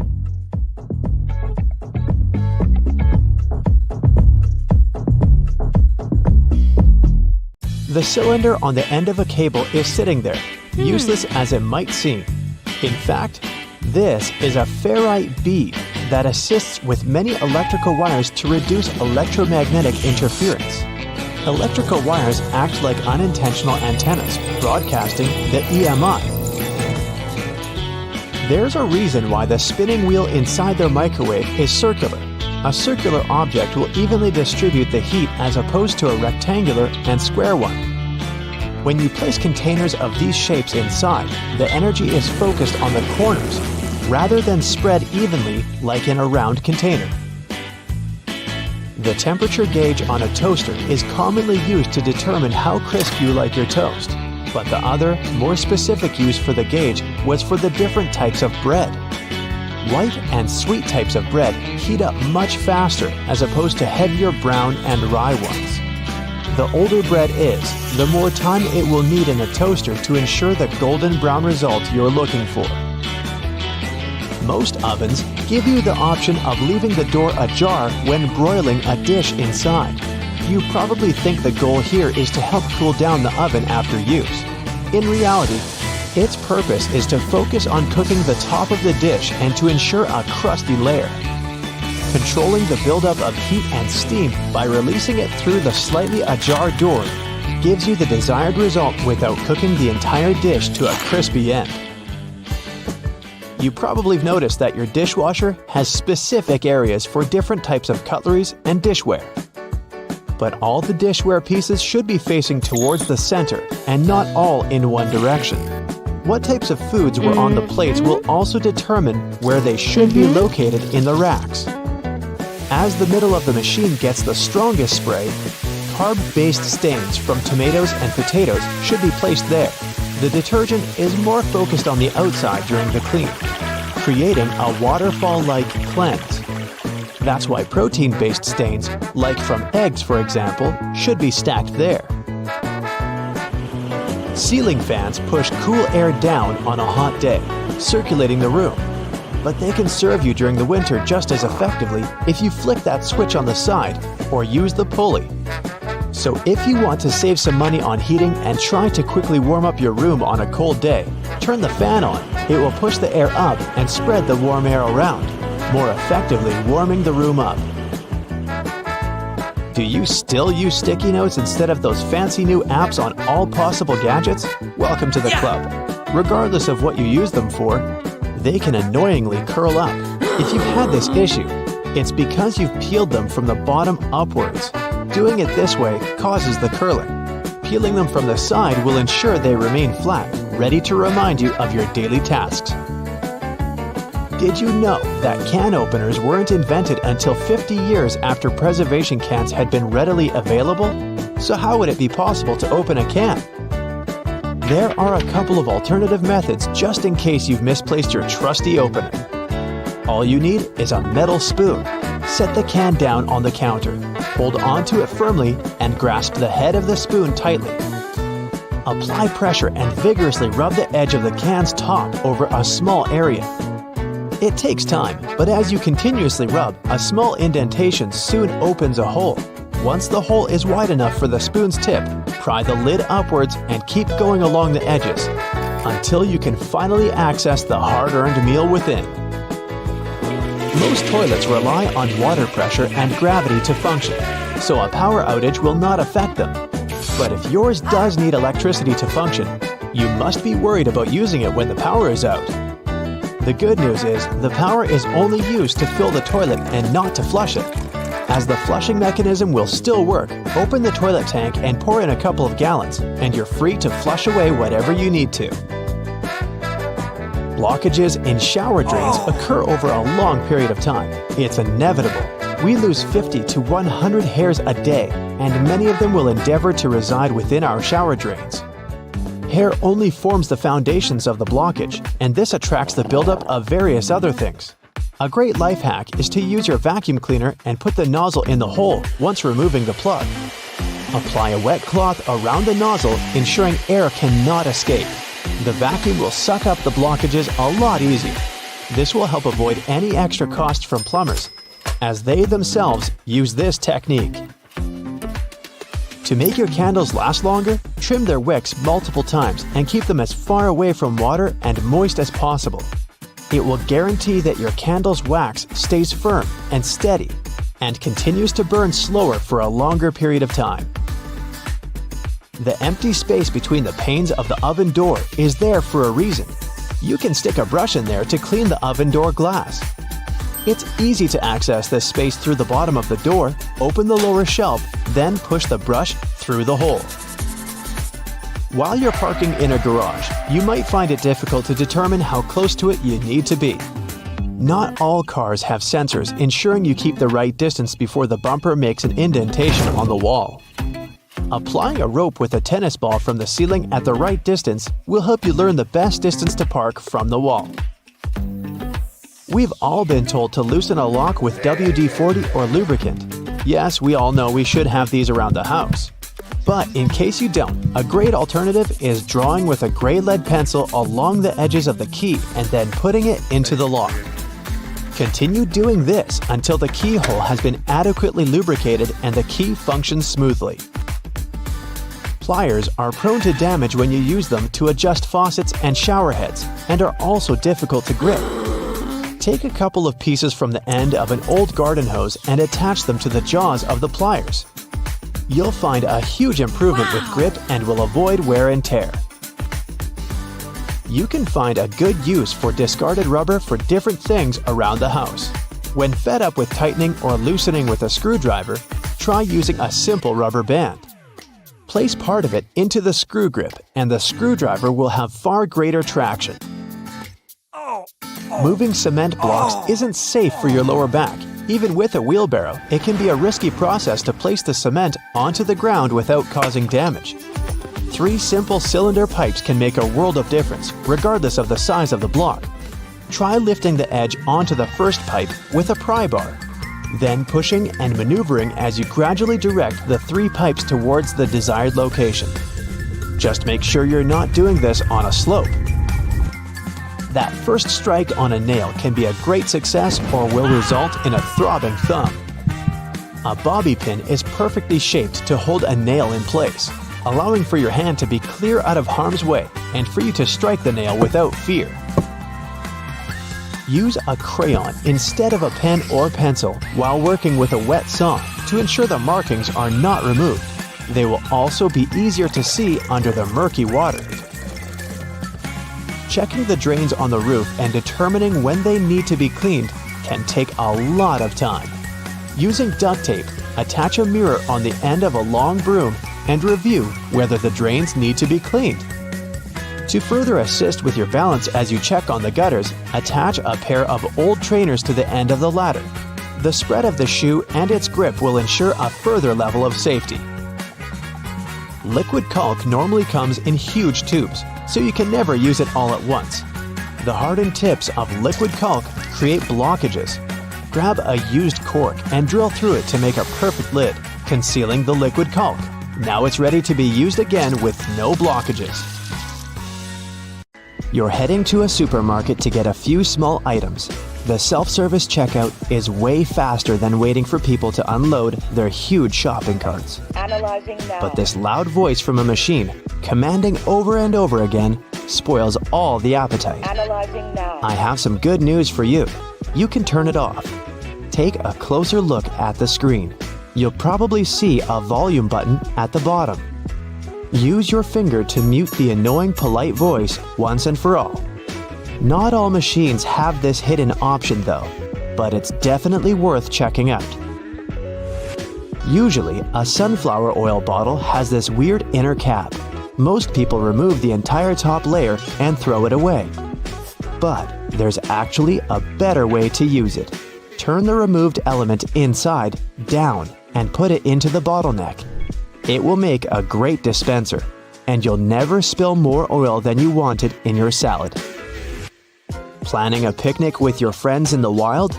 Forget about the classic picnic basket. We got it all wrong. It's not a basket, but a bucket. Yep, it's way better to put your picnic stuff into several buckets. This will help evenly distribute the weight among all guests. And when you find a nice spot for your picnic and get all the stuff out, turn the buckets over and use them as stools. When the food is over, put the buckets into each other to save space on the way back home. Your toast is getting burnt, but you don't have any kitchen tongs at hand? Take 2 identical forks, put them together tine to tine. Stick them tightly with a rubber band, and voila, your tongs are ready. Ever wondered what this double bottom under the Nutella lid is for? There's only one way to find out. Here's a brand new Nutella jar. Let's remove the white carton circle and then peel off the foil. Surprise! There should be a little knife to cut the gold foil cover. Now you know how to get access to your favorite guilty pleasure without scratching your hands. Don't throw away the glass jar after you're done with Nutella. It can turn into a candle holder or a lantern. Wash it, paint it to your taste, add some decorations or lettering. Glue a decorative rope around the neck of the jar. Set a candle inside the jar or put string lights inside it. No one will ever guess that it used to be a Nutella jar. It'll be our secret. Have you ever wondered why Ritz crackers have ridges? You can use them as a safe knife for cheese and similar soft products, like cucumber, ham, and so on. Just roll the cracker as if it were a tiny pizza cutter and press. Now all the ingredients fit on your cracker perfectly. Enjoy your snack. Do you have one of those old baking trays that you never use but still hesitate to throw away? Good news! You can recycle it and make a gorgeous frame for a painting or a picture. There are 2 ways to do so. Degrease the surface of your tray and attach the image to the bottom. In this case, the frame will stick forward. Or you can flip the tray upside down, and the edges will hide behind. Hang this construction on a wall or put it on a shelf. And feel free to use metal paint to give your frame an appropriate color. An old cutting board can make a great frame for a mirror. Use double-sided tape to attach a matching mirror to the surface of your board. Make sure the mirror is firmly glued. And now you can hang it on a wall using the board's handle, or put it on a cabinet and lean it on a wall. Don't forget to wash and dry the cutting board before beginning this DIY. We don't want the mirror to smell fishy. Another superpower of a cutting board is keeping wires tangle-free. Wrap some string lights around an old wooden cutting board and put it in your closet. The next holiday season, you'll have it completely untangled. A hairdryer can make a great mini vacuum cleaner when you need an emergency cleaning. Cut a plastic bottle and dry it. Put a layer of fabric on the fan of your hairdryer. Then place the fan in the plastic bottle bottom portion. Fix the bottle and attach it to the hairdryer using a plaster. Turn it on and you're ready to clean the mess. You can use a retro gas stove grate to hang your indoor plants. Attach it to the wall with screws or nails. Now you're ready to hang flower pots, string lights, and any other decor items. If the color of your stove grate doesn't match the interior, you can always fix this using spray paint. Chopsticks and wooden ice cream sticks can also turn into a beautiful panel that will decorate your interior. Glue the edges together to create a grid. You can also put together your name or any other word you want out of sticks. Then wrap the grid around with string lights and enjoy your decor. Don't throw away wrinkled kitchen foil. It can help to sparkle up your day. Crumple identical foil balls and glue them over a glass, a mirror frame, or even a book, and your life will immediately become more glamorous. If you need to sharpen your dull scissors, take aluminum foil and crunch it up into a ball. Sharpen the edges of the scissors right on that ball of foil. To speed up your ironing routine, place sheets of tinfoil under your ironing board and then put the cover back on. The tinfoil will reflect the heat. The iron will get hotter and will do the job much faster. If you struggle to organize all your jewelry and lose your favorite items from time to time, use a sponge to store it. Just make a few cuts and put your shiny little friends inside these cuts. They will sit firmly in the sponge and won't fall out or mix. You can also use a sponge to create an organizer for your jewelry. Find a cute box, cut your sponge into matching pieces, and put them inside the box. Use glue or tape to attach the sponge to the box, and enjoy your new jewelry casket. You can easily make chocolate-filled strawberries at home. Take a plastic syringe, fill it with chocolate paste, remove the leaves from a strawberry, and stick the syringe into the hole from which the sprig usually sticks out. Squeeze chocolate into the berry, and it's ready. You can use the same technique when you bake eclairs, apples, or want to leave a chocolate note on a pancake to surprise your significant other in the morning. Wooden pants hangers with metal clips can be handy when it comes to hanging curtains or a backdrop for your photo shoot. If you need to hang curtains but don't have any special hooks, attach several plants hangers along the entire length of the curtains, and then hang this construction on a ledge. An old metal tea jar serves as a mini shelf for small things in your kitchen. Apply double-sided tape to the jar and stick it to the top corner of your cabinet. There's nothing better than a nice piece of buttered toast for breakfast, if we're not counting hot fudge sundaes. But if you find it harder to spread out cold butter over your toast, here's an idea. Use a cheese grater. Figure out the amount you need and grate the product. The process will also soften the butter, making it easier to spread, and you won't have to melt a too large amount of it in the process. But still, that hot fudge. Dried pasta comes in all sorts of different shapes and sizes for a reason. That's because each type of pasta goes best with a particular sauce. Pasta shells, for example, are perfect with denser and chunkier sauces. Why? Because the sauce gets inside the shells, making it easier to serve and eat the dish. The ribbed outer surface also helps with covering the shells in the sauce. If you ever end up burning your cookies, you can save them with your trusty grater too. Just grate off the blackened parts after carefully taking the cookies from the baking tray. But be careful and wait until the cookies have cooled down. Also, if you ruin their shape a bit, you can always dip them in some melted chocolate. Ooh. After the chocolate cools down, you'll have perfectly shaped cookies. Although, after it gets past your lips and beyond, does the shape of the cookie actually matter? Just saying. If you like adding a lot of ingredients to your sandwiches, but don't really appreciate it when the bread gets soggy, there is a way to reduce the amount of moisture. Pick your sliced tomatoes or cucumbers and place them between 2 paper towels for up to 5 minutes. After that, you can use them. Also, make sure to spread butter, cheese, or sauces like mayo or ketchup onto the bread first. This will help you seal the bread and keep moisture at bay. Some people think that the little white string that you find near an egg yolk needs to be removed before you cook the egg. Well, I'm here to tell you that these strands are called chalaza, and you don't actually need to get rid of them. They help keep the yolk in place at the egg center. A chalaza is not going to mess up the consistency or the taste of your food, so removing it is completely up to you. Ever notice that most juice boxes come with 2 flaps, one on each side? Those are actually handles. Manufacturers design the boxes this way to make it easier for us to hold them. This way, we don't end up squeezing the box, making the juice spill out. Now, you don't need to be a baking pro to know that you can use both white and brown sugar in your recipes.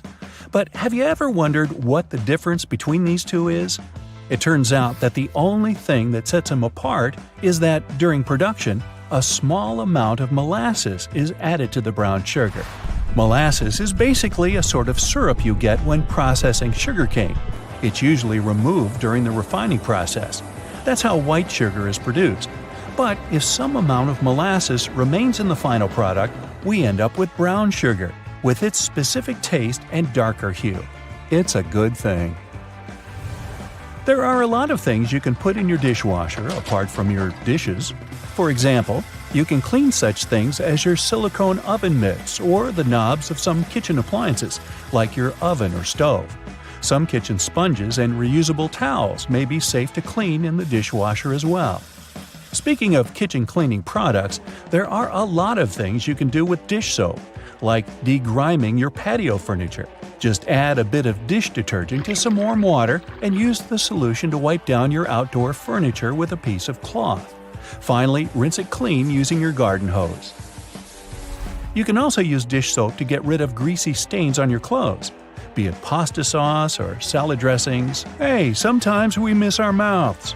So, just apply a little dish detergent to the stain and then rinse with water. Use non-colored soap for lighter clothes. For more difficult stains, let the dish soap sink in for a bit, then throw the piece of clothing in the washer as usual. And think about maybe getting a bib. If none of the methods have helped you organize your closet, and you're still overwhelmed with large piles of clothes, there's a simple way that might be effective. It's called the one-in, one-out rule. That means for every new piece of clothing you buy, you need to get rid of one you already have. That means you'll always be decluttering your space. To make it easier to find something in your closet, good luck. Keep your most used items at eye level. This way they'll be easier to find and pull out when you're in a hurry. Those items that you tend to use less often, like your evening clothes for example, can stay on the shelves above or below your eye level. You can make good use of old spice tins. If you glue some powerful magnets to the inside of the tins, they can double as magnetic shelves. You can use them for all sorts of everyday items, like kitchen pliers, ice cream scoops, or even cutlery. You can also place them on any metallic surface, like your refrigerator door.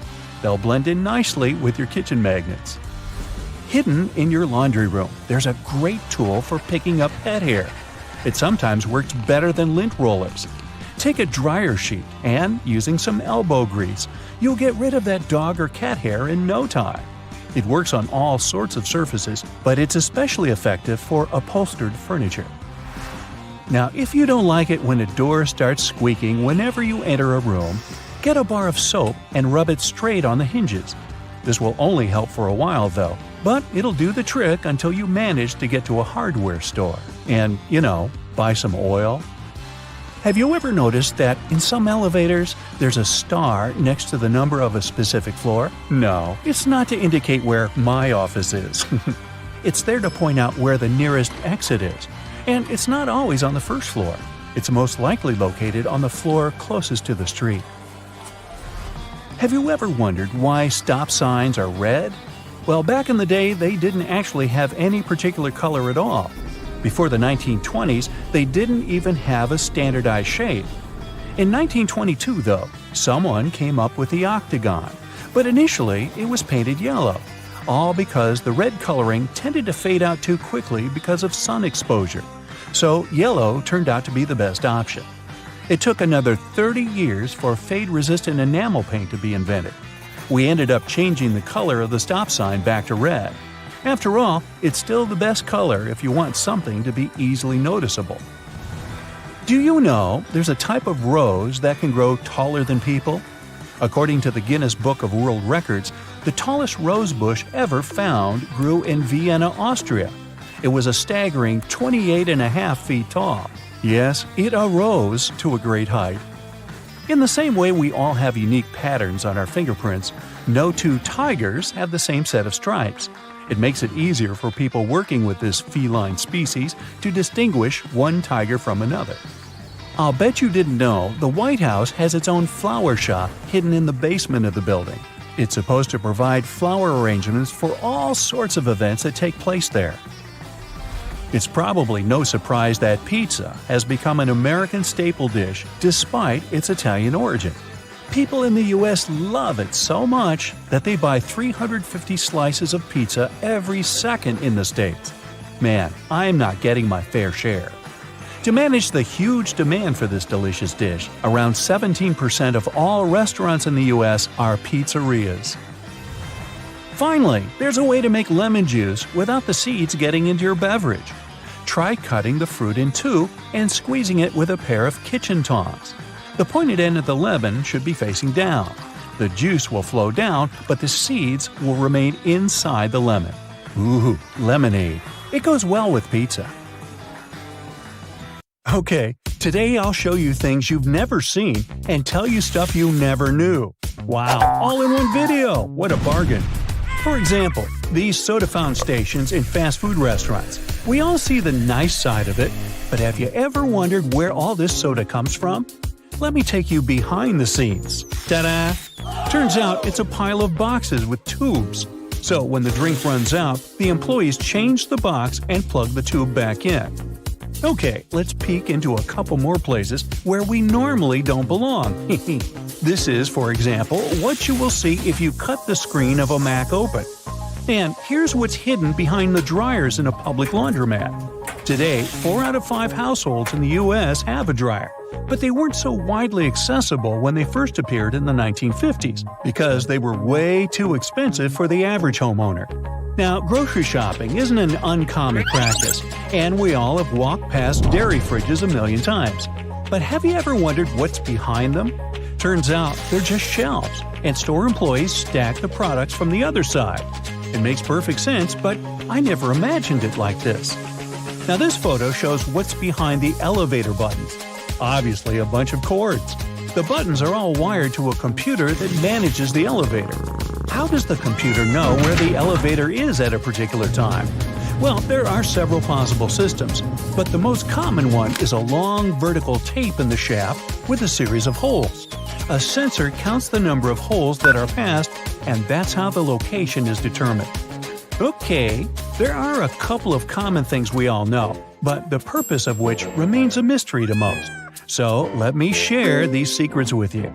Those metal rivets on jeans have been there from the very beginning.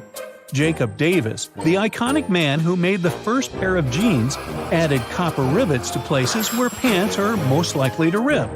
Today they have more of a decorative and distinctive purpose since they are a traditional attribute of the jeans everyone knows of. Now I'll bet you know there are extra loops on some shoes. No, they're not for sweat or ventilation. Those are extra loops for laces, just like other loops you use. But they're there to tie your shoe around the ankle to prevent your foot from moving aside. That's especially helpful if you're hiking and ascending and descending hills and trails. Now, have you ever noticed those half-belt thingies many coats and jackets have at the back? Turns out they first appeared on oversized military jackets, so the extra fabric could be collected on the back and the person doesn't stumble when working. Today, those belts are only added for the sake of style and tradition. Most clothing items you buy come with a small bag of fabric or a button, or both. These are actually not useless. Buttons obviously can be replaced if you lost the original one. Pieces of fabric can serve two purposes. You can patch up the hole, but the main purpose is to provide you with a sample of cloth, so you can use it to test different washing products on it and see what happens to the fabric. Now, pom-poms on woolen hats. Did you know that sailors were wearing hats with pom-poms in the 18th century to protect their heads in case they accidentally whacked them? Regular people were wearing them in Scotland, and the color of the pom-pom signified the person's social status. People got back to wearing hats with those cute decorative items during the Great Depression. They're made of spare yarn, so it was a cheap way to decorate your hat. Now, if you haven't noticed, some sidewalks have little plates with bumps on them. Most people don't pay much attention to them, but they're very important for visually impaired people. It signals a slope that then leads to a crosswalk. Also, several patterns signal different things. Have you noticed that the icon of a gas tank on car dashboards has a little arrow next to it? Well, the arrow has a purpose. It points at the side of the car where the gas tank is located.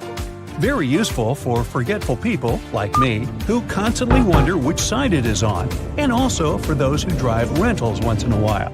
The answer is right in front of your eyes. If you can't find the arrow on your panel, then the fuel hose on the icon indicates the side instead. Now, on the back of many makeup and hygiene products, you'll find this symbol with a marking like 6M, 12M, and 24M. This is the number of months this product can serve you before you should toss it out. You might know that whistles work perfectly fine even if they don't have that ball inside. And yet they have it. But why? Even though there's a sound without the ball, the noise it creates is very flat, and it's not distinguishable enough. When the whistle has a ball inside, then it starts moving with every blow, indicating different pitches and making the noise more noticeable. Lollipop sticks have those squared holes on the end of their sticks for a reason, too. When the candy is put on the stick, some of it goes into the hole, fixating the candy part. This way, the candy ball, or whatever shape, is less likely to fall off the stick. Yeah, it's a bummer when that happens. Measuring tapes have that little metal stud on the end. Most people know that you can use it to stick it to the side of the surface you're measuring. But it's not the only cool thing about it. Look, there's also a small slot, and this slot can be used to hang it on a nail, again to free your hands and keep measuring. The bottom of the end of the tape has a ridged edge. It'll help you make a mark if you don't have a marking tool with you. Have you ever wondered why the tape's blade is curved? Well, it helps to keep it rigid when extended. Pay a closer look at the blade. Apart from numbers and markings, there are also black diamonds. Those are there every 12.2 inches, and they're useful for construction workers to space engineering joists. They can also be useful for you if you want to hang something heavy, for example. The diamond will mark the exact center of a stud, which is placed 16 inches apart from one another. And you can drill something to that center to make sure whatever you hang is safely attached. Now, most coins have ridges, and this is the legacy of the olden days. You see, back in the day, all coins were linked to a silver standard. The amount of silver used in the coin was proportionate to the value of the coin. So, the more actual silver was used to make the coin, the higher its value was. Hi-ho, Silver! Do you remember the Lone Ranger? Silver was the name of his horse. Never mind. Anyway, All the coins had precious metal in them, and some people started shaving off a little bit of silver from it. It wasn't noticeable on one, but if done on several, people could get quite a bit of that precious metal. So, to prevent fraud, the edges were made with ridges for security reasons. So, if someone attempted to shave it off, the ridges would disappear and no one would accept that coin anymore. Smart. Today, no one makes coins out of silver. The coins just represent the value. But the ridges are kind of a cultural heritage now. And finally, a typical plastic milk jug often has inverted circles on one or more of the sides. Not like alien crop circles, this dimple is there to make the jug more resistant and to prevent it from erupting in case the jug falls on the floor. The dimple gives some more space for the liquid to expand. Also, as the expiration date approaches, the microbes in the milk start to expel some gases. As there are more of them trapped inside, the pressure in the jug is rising. The dimple takes care of the expansion and prevents the jug from exploding. And the cows are utterly delighted that their hard work is not wasted. I bet that's not what you imagine when you think of cashews. But a Redditor found them like this in a store in Brazil. It turns out they're not true nuts. Cashews emerge at the tip of a cashew apple. There's a special word for a fruit with a seed inside, a drupe. So, cashews are drupes, just like almonds and pistachios. Brazil is the homeland of cashews. The tree was brought to India by the Portuguese in the middle of the 16th century, and from there, it spread further to Asia and then to West Africa. Today, these regions are the largest producers of cashews. The biggest consumer is the USA. They get 90% of the world's harvest. Since we're talking about foods, I'll show you a couple more. This, for example, is how pineapples grow. Also, pineapples aren't one of those fruits that grow fast. They take from 16 up to 24 months to grow until they can be harvested. Also, one plant can only produce a maximum of 3 pineapples during its lifetime. Fun facts: every segment of a pineapple used to be a flower. Have you ever wondered why eggplants are called eggplants? Well, you've probably never seen an eggplant growing, so here's a picture. Now it makes sense. They literally look like growing eggs. Also, eggplants aren't vegetables. Botanically, they're berries, just like watermelons. Also, eggplants aren't only purple. They can also be white, green, and even purple with white stripes. You'll never guess what it is. It looks like a flower bouquet, but it's broccoli that hasn't been harvested. Those flowers are actually edible. Broccoli has been known for at least 2,000 years. It was the favorite food of the ancient Romans. But it appeared in North America only in the 1920s. Italian immigrants were the ones to bring it to California and start selling it. Now, the USA is the 3rd largest producer of broccoli, after China and India. And this is what an artichoke turns into if you let it bloom. So, an artichoke is actually an unbloomed flower. It's also one of the oldest foods humans know. Remember that a pineapple takes around 2 years to produce a fruit. And a plant can only carry 3 pineapples during its life, if you're lucky. An artichoke plant grows 20 artichokes per year. The artichoke is one of the healthiest vegetables when it comes to antioxidants. Here's a photo of a sleeping turtle. Many of them sleep inside their shells. It's an instinct to protect themselves from predators. Still, some turtles can't retract to their shells, so they sleep in positions similar to this one. These animals are active during the day and sleep at night. The amount of sleep a turtle needs depends on the species. It can be from 10 hours to just 1. On average, a turtle takes a 4 to 6 hour long nap. The most important factor for a turtle when it goes to sleep is to find a safe place. They can hide under leaves or in holes in the ground. Have you ever seen a chameleon's feet? You're welcome. So, those guys have 2 toes on the inner side of the foot and 3 on the outer side when we talk about front feet, and it's the opposite for the back feet. Chameleons live on trees, and their feet help them climb better. We all know about chameleons' unique ability to change colors, but they don't change them to camouflage. In reality, the color depends on the chameleon's mood, temperature, humidity, and light.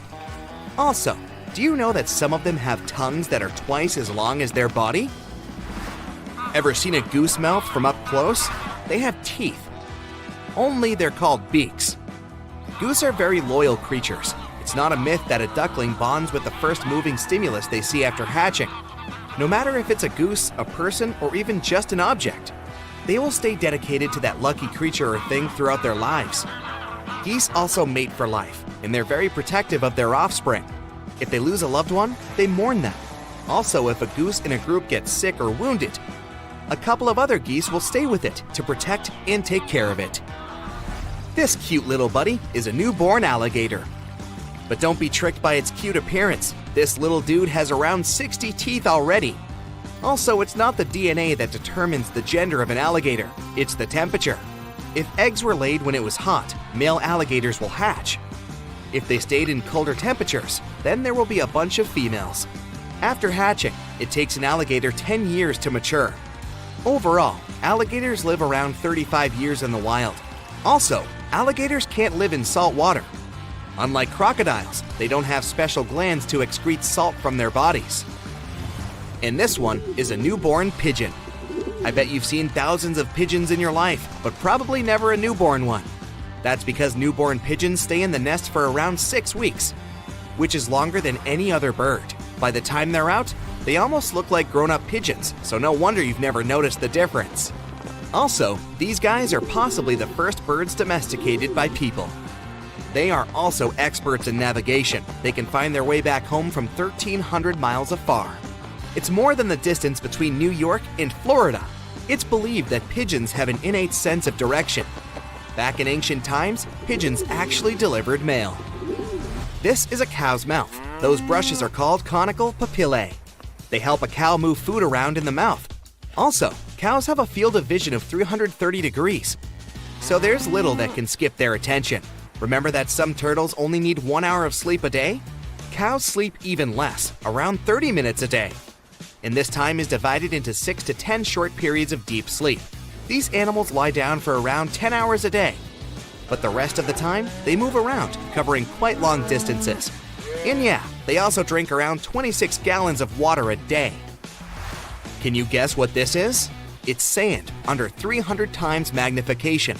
Sand is rock broken into micro pieces after eroding after millions of years. Also, communities of microbes live on a single grain of sand. Things can get really small in this world.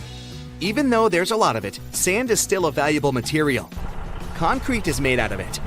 And also, some countries, like the United Arab Emirates in Singapore, have shipped tons of sand to extend their territory by creating additional islands. Apparently, this is what sinuses look like. They're hollow spaces in your facial bones, behind the forehead, nose, cheekbones, and between the eyes. Those are very important, since they produce mucus, which is a fluid in your nose that filtrates, warms, and moisturizes the air you breathe in. Sinuses also help you detect tastes. Without this ability, the food would be way less delicious. This is the inside of a bowling ball. You may notice that it isn't symmetrical inside, so the weight isn't distributed evenly. This allows the ball to make curves. By the way, do you know that bowling appeared 5,000 years ago in ancient Egypt?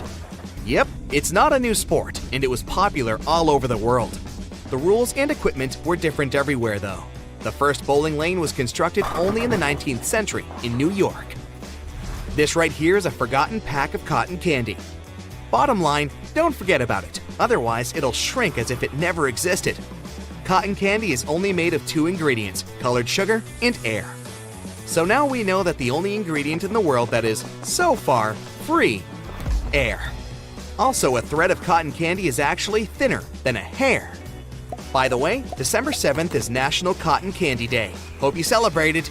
If not, mark this day in your calendars for the next year. With only 2 ingredients, this stuff has 0 fat.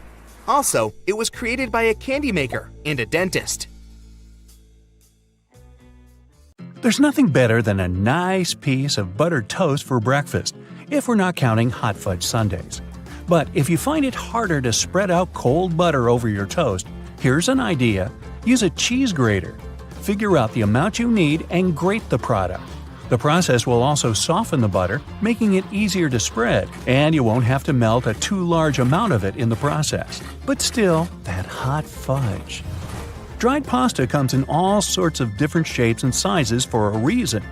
That's because each type of pasta goes best with a particular sauce. Pasta shells, for example, are perfect with denser and chunkier sauces. Why? Because the sauce gets inside the shells, making it easier to serve and eat the dish. The ribbed outer surface also helps with covering the shells in the sauce.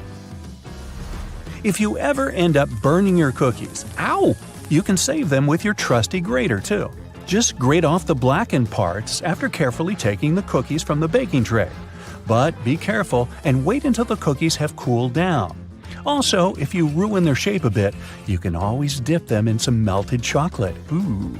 After the chocolate cools down, you'll have perfectly shaped cookies. Although, after it gets past your lips and beyond, does the shape of the cookie actually matter?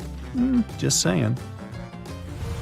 If you like adding a lot of ingredients to your sandwiches, but don't really appreciate it when the bread gets soggy, there is a way to reduce the amount of moisture. Pick your sliced tomatoes or cucumbers and place them between 2 paper towels for up to 5 minutes. After that, you can use them. Also, make sure to spread butter, cheese, or sauces like mayo or ketchup onto the bread first. This will help you seal the bread and keep moisture at bay. Some people think that the little white string that you find near an egg yolk needs to be removed before you cook the egg. Well, I'm here to tell you that these strands are called chalaza, and you don't actually need to get rid of them. They help keep the yolk in place at the egg center.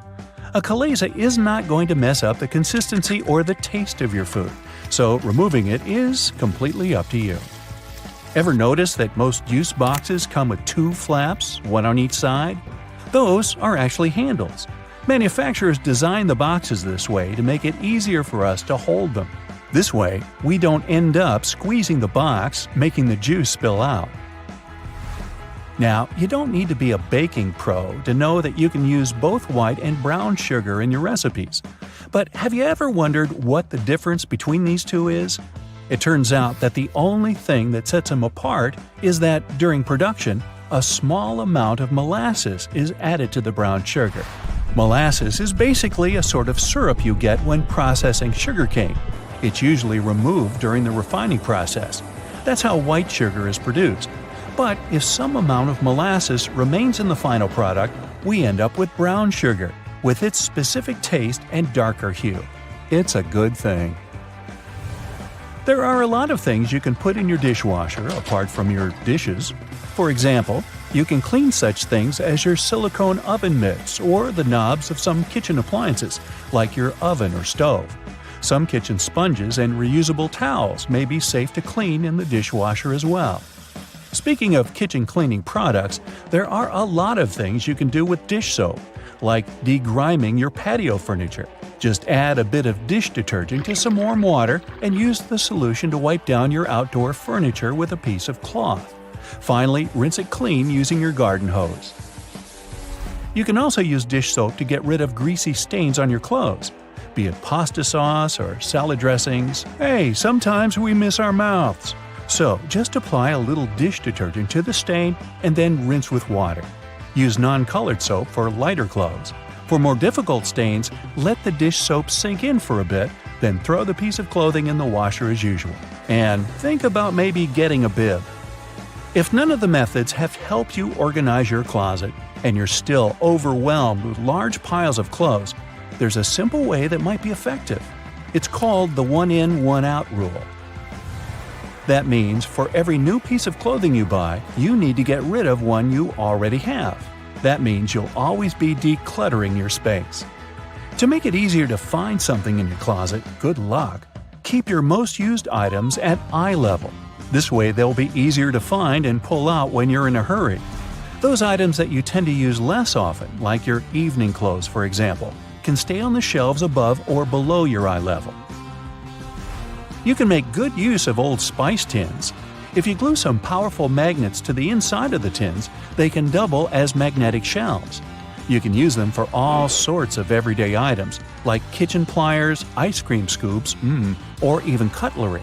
You can also place them on any metallic surface, like your refrigerator door. They'll blend in nicely with your kitchen magnets. Hidden in your laundry room, there's a great tool for picking up pet hair. It sometimes works better than lint rollers. Take a dryer sheet and, using some elbow grease, you'll get rid of that dog or cat hair in no time. It works on all sorts of surfaces, but it's especially effective for upholstered furniture. Now, if you don't like it when a door starts squeaking whenever you enter a room, get a bar of soap and rub it straight on the hinges. This will only help for a while though, but it'll do the trick until you manage to get to a hardware store and, buy some oil. Have you ever noticed that in some elevators there's a star next to the number of a specific floor? No, it's not to indicate where my office is. It's there to point out where the nearest exit is. And it's not always on the first floor. It's most likely located on the floor closest to the street. Have you ever wondered why stop signs are red? Well, back in the day, they didn't actually have any particular color at all. Before the 1920s, they didn't even have a standardized shade. In 1922, though, someone came up with the octagon, but initially it was painted yellow, all because the red coloring tended to fade out too quickly because of sun exposure. So yellow turned out to be the best option. It took another 30 years for fade-resistant enamel paint to be invented. We ended up changing the color of the stop sign back to red. After all, it's still the best color if you want something to be easily noticeable. Do you know there's a type of rose that can grow taller than people? According to the Guinness Book of World Records, the tallest rose bush ever found grew in Vienna, Austria. It was a staggering 28.5 feet tall. Yes, it arose to a great height. In the same way we all have unique patterns on our fingerprints, no two tigers have the same set of stripes. It makes it easier for people working with this feline species to distinguish one tiger from another. I'll bet you didn't know the White House has its own flower shop hidden in the basement of the building. It's supposed to provide flower arrangements for all sorts of events that take place there. It's probably no surprise that pizza has become an American staple dish despite its Italian origin. People in the U.S. love it so much that they buy 350 slices of pizza every second in the States. Man, I'm not getting my fair share. To manage the huge demand for this delicious dish, around 17% of all restaurants in the U.S. are pizzerias. Finally, there's a way to make lemon juice without the seeds getting into your beverage. Try cutting the fruit in two and squeezing it with a pair of kitchen tongs. The pointed end of the lemon should be facing down. The juice will flow down, but the seeds will remain inside the lemon. Ooh, lemonade. It goes well with pizza. Various types of cheese have holes for a reason. For example, Swiss cheese is made with special bacteria that produce carbon dioxide. As the CO2 is emitted, it blows like bubblegum, leaving tiny craters, also known as cheese eyes. Then the cheese is cooled down, but the holes stay in place. Over 40 billion Oreos are made every single year. It's the world's most popular manufactured cookie. The geometric design stamped onto these cookies has the Nabisco logo, the symbol of European quality, surrounding the word Oreo. William Tournier created the chocolate cookie design we see today back in 1952. If you use reusable bottles, you probably know that sometimes they smell. Even if you only use it for regular water, it still smells. But it's not the water that smells, it's the microorganisms in it. If you drink water from a bottle, the particles of your saliva and sweat stay in there. Those bacteria start to build up in the bottle, causing the smell. So, if you choose reusable bottles, make sure to wash them every day to prevent those bacteria from building up. After washing, let it dry completely before using it again. Not only are the jeans blue, but the police officers' uniforms as well. The first official police officers appeared in the 19th century in London. They were given a blue uniform to contrast with the red and white uniform that military workers had already been wearing. 2 decades afterward, the police force was adopted in the USA, and they followed the patterns. The uniform is still blue nowadays because it proved to be a good color. It's not that visible in dark hours, and police officers can observe things and people staying unnoticed. Also, stains aren't that visible on dark material. And, well, everyone knows that police officers wear blue and they're recognized it. So, why change that? baby carrots are tiny, and unlike regular carrots, wet, not unlike baby humans. Baby carrots aren't some special sort of carrot. They're actually made of regular carrots by cutting off the skin and outer layers and then polishing them to look that pretty. The problem is they can't retain moisture. A regular carrot retains some water inside because of the layers that lock it in. Once they're chopped out, baby carrots can dry out easily, so they usually sell them in bags with some water inside. Jeans have metal rivets, and they're there from the very beginning. Jacob Davis, the man who made the first pair of jeans, added copper rivets to spots where pants are more likely to rip, flies and pockets, to make them stronger. Today, they have more of a decorative purpose, since they are distinctive and traditional for jeans. Another special thing about jeans is those tiny pockets they have that seemingly serve no purpose.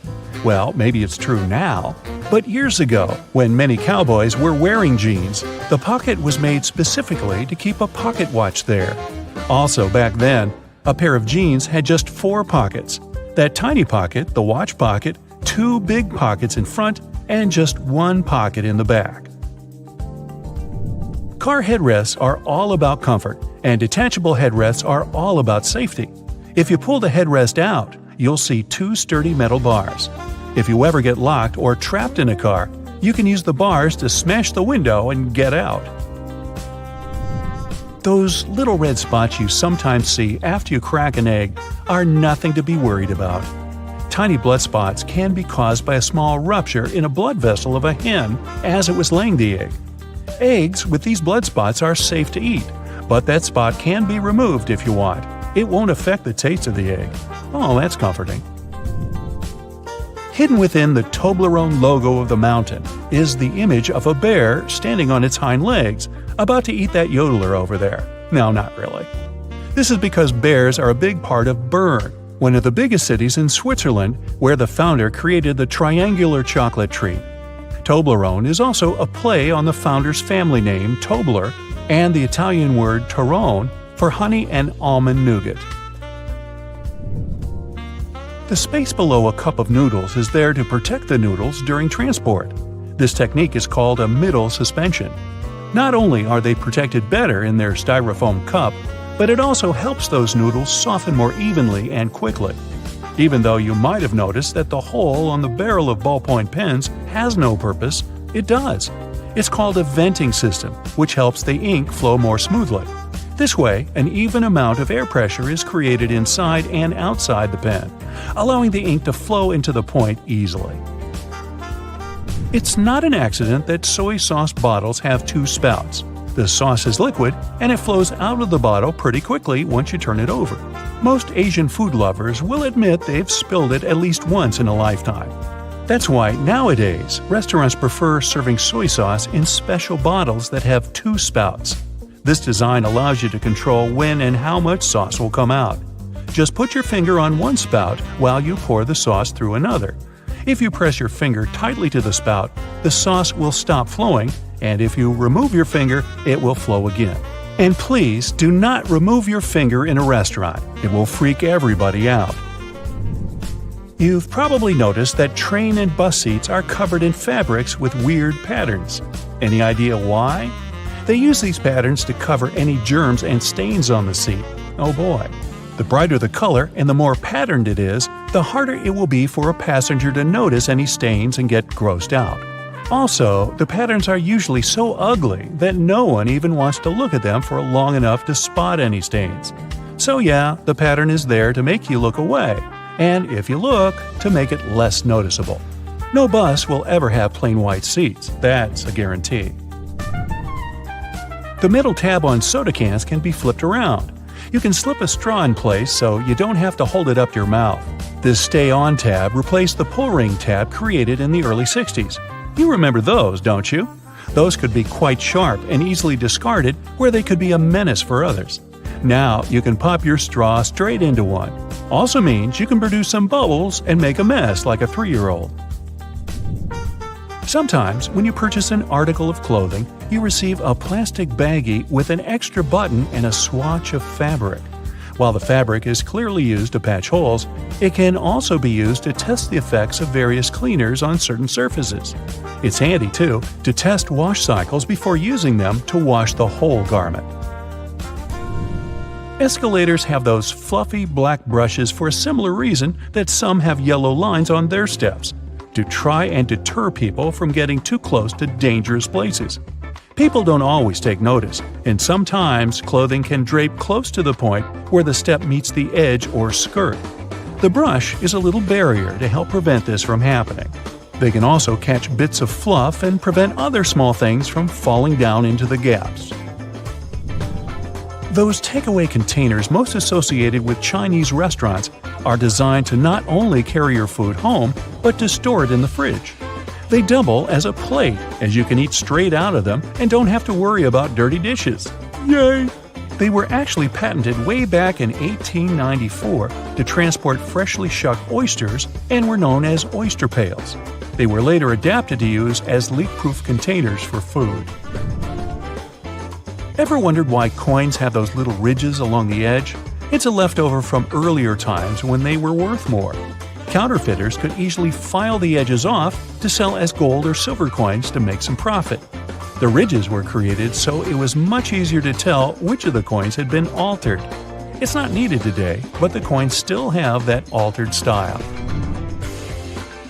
All crackers and some cookies have holes to make sure the final product has the right texture. These teeny tiny holes allow steam to escape, so your crackers and cookies won't snap. If it weren't for these holes, also known as dockers, steam would build up inside the treat, and the final result might have been scrumptious, but it would have been rather oddly shaped. Dogs like to walk in circles before snoozing because they inherited this behavior pattern from their ancestors. There were no special doggy beds back then, so most pooches would have to push down tall grass to make a sort of snoozing spot. Plus, as a bonus, those movements scared off all the critters lurking in the vegetation. Donuts are ring-shaped for a similar reason. If they hadn't had holes right in the center, the dough there would have always been undercooked. By the way, they're often associated with the police because back in the 1950s, donut shops were among the only places open late. They were a perfect place for police officers to grab something to eat and even deal with some paperwork during the night shift. Your jeans are blue on the outside and white on the inside because of a smart way to weave the fabric. The warp thread is dyed, while the weft thread has no color. It's just white. This way, manufacturers reduce the amount of dye needed for each piece of clothing. And they're still dyeing to make the jeans. Road and construction workers are usually dressed in orange because the bright orange hue is visible even in bad weather. It's the most effective color to attract attention and alert people. No wonder lots of safety jackets and traffic cones are orange as well. The stop sign has an 8-sided shape to help drivers recognize it easily, even if they see it from the back. And when the signs weren't reflective yet, the octagon shape prevented drivers from confusing the stop sign with any other at night. The rumble strips on the side of the road are placed there to alert drivers who doze off behind the wheel. When their tires move over these strips, the noise and vibration work like an alarm clock. There are magnetic locks on fuel hoses at gas stations. They come in handy if someone drives away with the gas nozzle still attached to their car. In this case, the lock detaches the hose automatically. Oh, that's embarrassing. Gasoline looks like a rainbow in a puddle because it can't mix with water. It forms a thin membrane over it.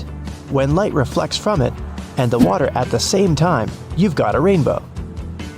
A triple handle on a jerry can is there to make it easier for two people to carry it and distribute fuel evenly.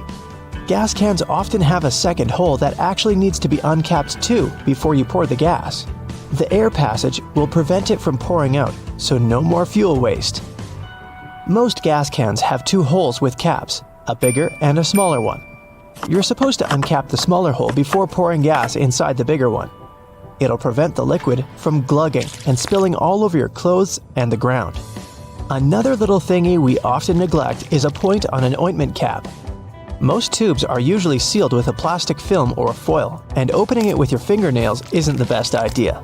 A point easily opens even the most safely sealed tube. You can use most screwdrivers together with a wrench to create more torque. Just place the wrench over the handle of the screwdriver. This way, you'll need to apply a lot less force than before. You'll also be able to get to hard-to-reach areas more easily. They install cameras in shops, banks, and hospitals to monitor everything. If something happens, you can call the police or rescuers. The camera really helps to solve a lot of problems. Why are there no cameras on planes? The crew keep order on the plane, but they won't be able to do anything if something serious happens. Besides, there's nowhere to run on the plane. During the flight, the cameras are useless, and after the flight, the words of the passengers work ideally instead of cameras. So, if cameras do no good, then why spend money on them? Water is great at cleaning stuff because it has triangular molecules. They're made of 1 oxygen and 2 hydrogen atoms. H2O? Such molecules have slightly different charges on their opposite sides, pretty much like magnets. That's why water easily sticks to other molecules, including those that make up dirt. Lots of private houses have triangular-shaped roofs because this allows rain, snow, and fallen leaves to slide off the slope. If all this stuff piled up on top of your house, one day your roof would collapse. When a storm is coming, clouds seem to turn dark, but it's just an illusion. Thin clouds on a sunny day let the light through easily. They also scatter all the colors of the light spectrum. This makes us perceive the clouds as white, but the thicker the clouds are and the more water droplets they contain, the less light they let through and the darker they look.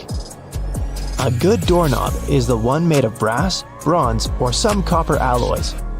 These metals have an anti-germ effect. Bacteria spread way slower on them.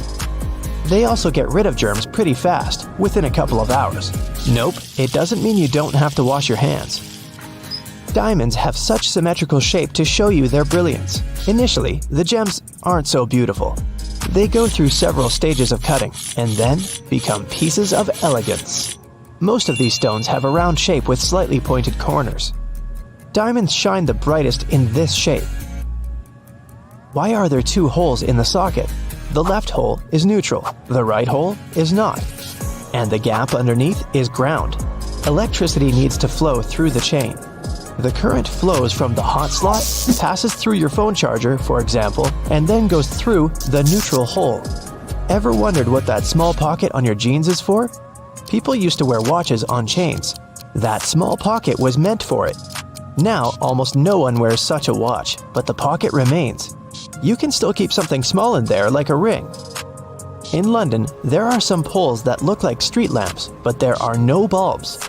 Well, their official name is stink pipes, and they're a thing of the past now, but they used to come in handy back in the 19th century. These hollow poles would vent away the air and explosive gases with bad smells to prevent, shall we say, unwanted consequences. Most kitchen shears have metal plier-like teeth in the middle, between the handle grips. They can help you crack nuts, crab shells, and other tough products. You can also open jars and bottles or remove herb stems with their help.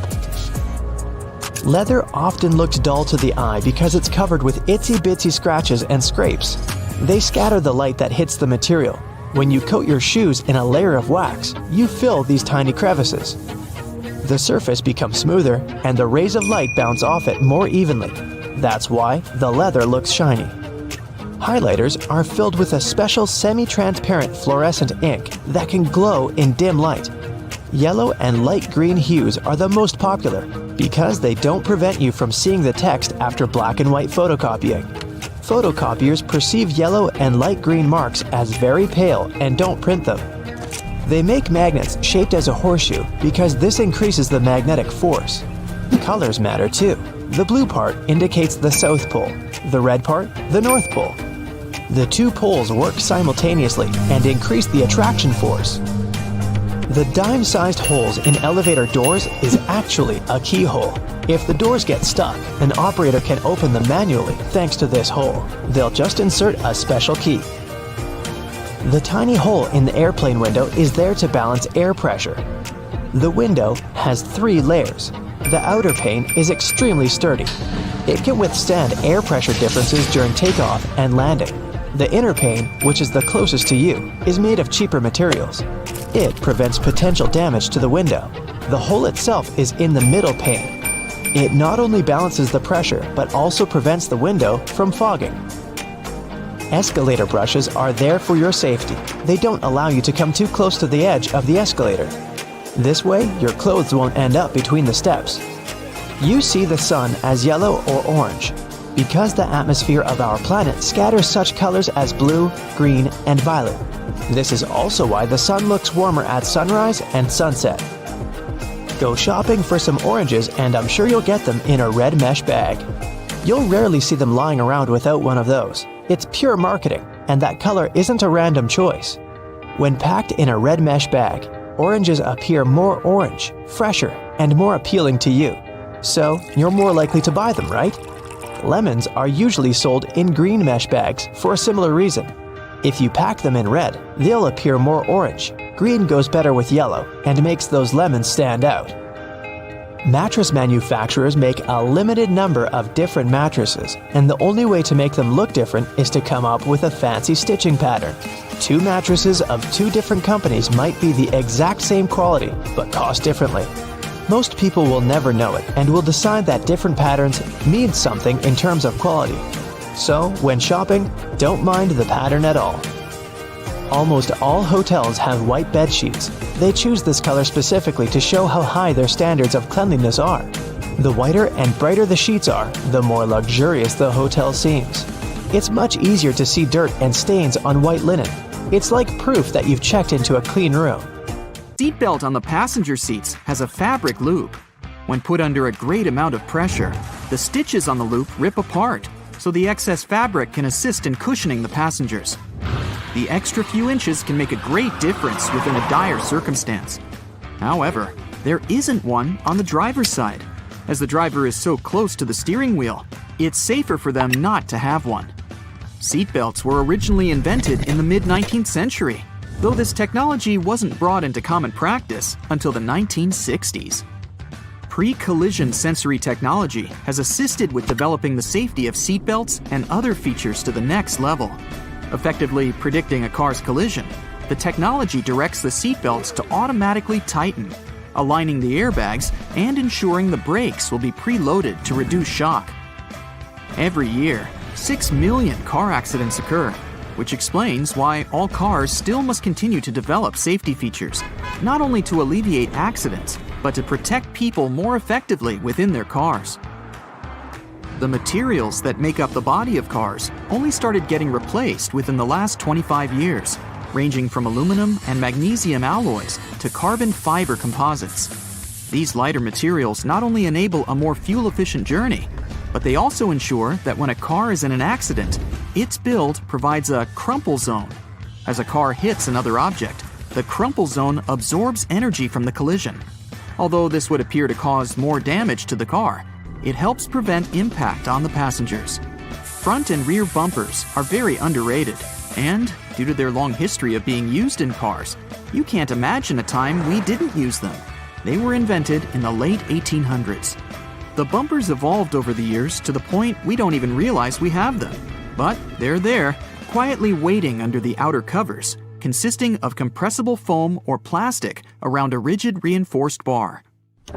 All the windows of your car are made of glass, but the windshield is made of a shatterproof version. It's laminated, so whatever might hit it, you can be sure there won't be any shards of glass falling into the front seats. Normal glass was used up until the 1950s. As vehicles became more prominent, they made modifications to ensure safety. Airbags seem like another common feature that has always been there. In fact, they were originally invented in 1968 and were ahead of their time. They slowly gained popularity, and through safety precautions for cars, they eventually became mandatory for all cars to have, only in 1998. They have since developed from just being an airbag within the steering wheel. Today, depending on the vehicle, they can be located throughout the car, ensuring all potential passengers will be protected. Crash sensors connected to an onboard computer detect when a collision occurs and trigger the bags, inflating within milliseconds and providing a cushioned safety within a blink of an eye. It can be difficult to predict the weather, and even more so to determine traction on the road. in the late 1960s, anti-lock braking systems, ABS, were implemented in vehicles. Before that, they had been used in many aircraft, with designs going as far back as 1908. They soon became a necessity for all vehicles, ensuring traction is maintained on slippery surfaces and that there is complete control when braking. Today, ABS has advanced so much that the latest variations ensure further detection when there are strong crosswinds. Cruise control, initially invented in 1948, has been in constant development over many decades. Today, adaptive cruise control ensures that when the car is cruising at a constant speed and detects a slower car ahead, it will then adjust the speed to match the car in front. Other advanced variants may also ensure the car will make a complete stop once identifying that the car in front has done the same. It's easy to forget to have your high beams on when driving on the long and lonesome road for many hours. Automatic high beams are quickly becoming more common. High-tech camera modules can easily determine what type of light is passing through and help ensure when the high beam will be necessary. Although versions of automatic high beams have been around since the 1950s, they counted on light-sensitive sensors and were very unreliable. The new varieties can identify the sources of light, whether it's from the sun, directly from a car's light, or even from the reflection on a sign, ensuring you won't cause issues with other drivers. It's a pain in the neck to have to ensure there isn't anyone creeping into that semi-visible corner, the blind spot, which causes around 400,000 accidents per year. Solar sensors within rear bumpers of vehicles and blind spot monitoring systems watch and identify adjacent lanes. They alert the driver that a vehicle may be in the lane beside them, whether by flashing lights on the dash or from beeping sounds. This way, they help to alleviate the many concerns the blind spot causes. 1.6 million road accidents are caused by texting and driving, and fatigue normally causes up to 10% of all car accidents per year. The Driver Attention Monitor helps to alleviate both statistics. It works through sensors that monitor the car's movements and the amount of steering corrections to ensure the driver is paying attention to the road. When the system identifies that the driver isn't completely awake or is slightly distracted with their phone, it will prompt signals to suggest it's time for a break. Tires are among the most critical components for your car, with a close relationship with whatever path you take. Many safety features rely on the tires themselves for their own independent purposes. That's why it's super important to ensure the tires are always in top condition. Tire pressure monitoring systems check the air pressure of all 4 tires, ensuring you're aware when they need their pressure increased to avoid the risk of a blowout. The constant evolution in technologies continues to ensure you stay safe on longer stretches of the road. Lane departure warnings focus on the lines on the road, ensuring the car stays within.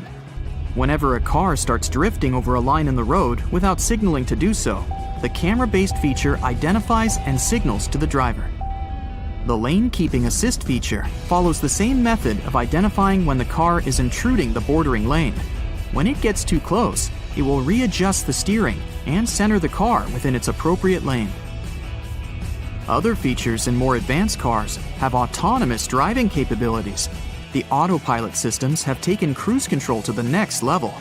Not only does it allow the vehicle to steer itself in the intended lane while maintaining a set speed, but it also changes lanes when required, making the ride more and more efficient. Some safety features are only just making a trend in car models worldwide. For example, night vision using thermographic cameras to look out for pedestrians and animals nearby. It goes within the infotainment screen, facing frontwards and identifying objects from their heat signatures. It's estimated that there are over 1.4 billion cars in use worldwide, and as the world's population increases, it's expected that the number of cars will follow suit. Safety features will continue to adapt further beyond what we know of today. Infrared headlights will be further adapted to be used in conditions with poor visibility, like storms, snow, and fog. They'll be capable of enhancing the visibility of the driver in all conditions without affecting the sight of passing drivers. Driver override systems will soon be able to monitor and identify human behavior. Whether due to reckless conduct on the road or for other safety precautions, cars will soon have the functionality to take complete control of themselves, ensuring both the passengers and the driver's safety. Augmented reality windshields are in early development already, providing some indicator reflections from the dash onto the windshield. So it's quite possible that soon all necessary directions from maps and alerts will appear right in front of the driver to ensure they never take their eyes off the road. Airbags will soon not only just be used within a car to ensure the passenger's safety, they will also activate from the outside of the car once they identify a definitive collision. The airbags will inflate outwards, covering the entire outside of the car and drastically reducing its impact. It may be so advanced that the bodywork of the car won't even need to be buffed out. The future technology of cars is expected to be so progressive that the cars themselves will have their own form of communication, not with human drivers, but with other cars. Just imagine, cars communicating and sharing information as they identify roadblocks, issues on the road, or disruptive weather patterns. It will all ensure the most efficient and safest route possible. Crackers have holes in them to stop them cracking and breaking during baking. If the holes weren't there, steam would build up inside the cracker and make it collapse. Take a look at a soda bottle and you'll notice a disc inside the bottle cap. This helps seal in the liquid and the drink's fizz, stopping it from going flat. The long neck on your soda bottle is designed like that to encourage you to hold it there. That way, the heat from your hand will only warm that top bit of the bottle instead of heating up your whole drink. It's always hard to see your food in the microwave because of that pesky black grate on the window, but it's there to stop harmful microwaves from escaping. Called the Faraday shield, it protects you as well as ensures that your food cooks properly. Food items like chips come with about 43% nitrogen inside their package. It might seem like they sell you half a bag of air, but it's exactly the opposite. Oxygen, the gas we breathe, would react with the chips inside the bag and make them go rancid quickly. It's called oxidizing for a reason. Nitrogen, on the other hand, is an inert gas that helps keep the foodstuffs fresh and also protects them from breaking during transportation. A bag of chips that has this gas cushion lets you enjoy your crunchies without them turning to potato crumbs. Donuts have holes in them so that the inside and outside cook evenly. Before the holes were added, the inside would often be greasy and doughy while the outside was crisp. Margins on paper aren't for writing in dates and numbering lists. They were originally added to serve a protective function. Back in the day, rats used to be a pesky problem in people's homes, and paper was one of their favorite snacks.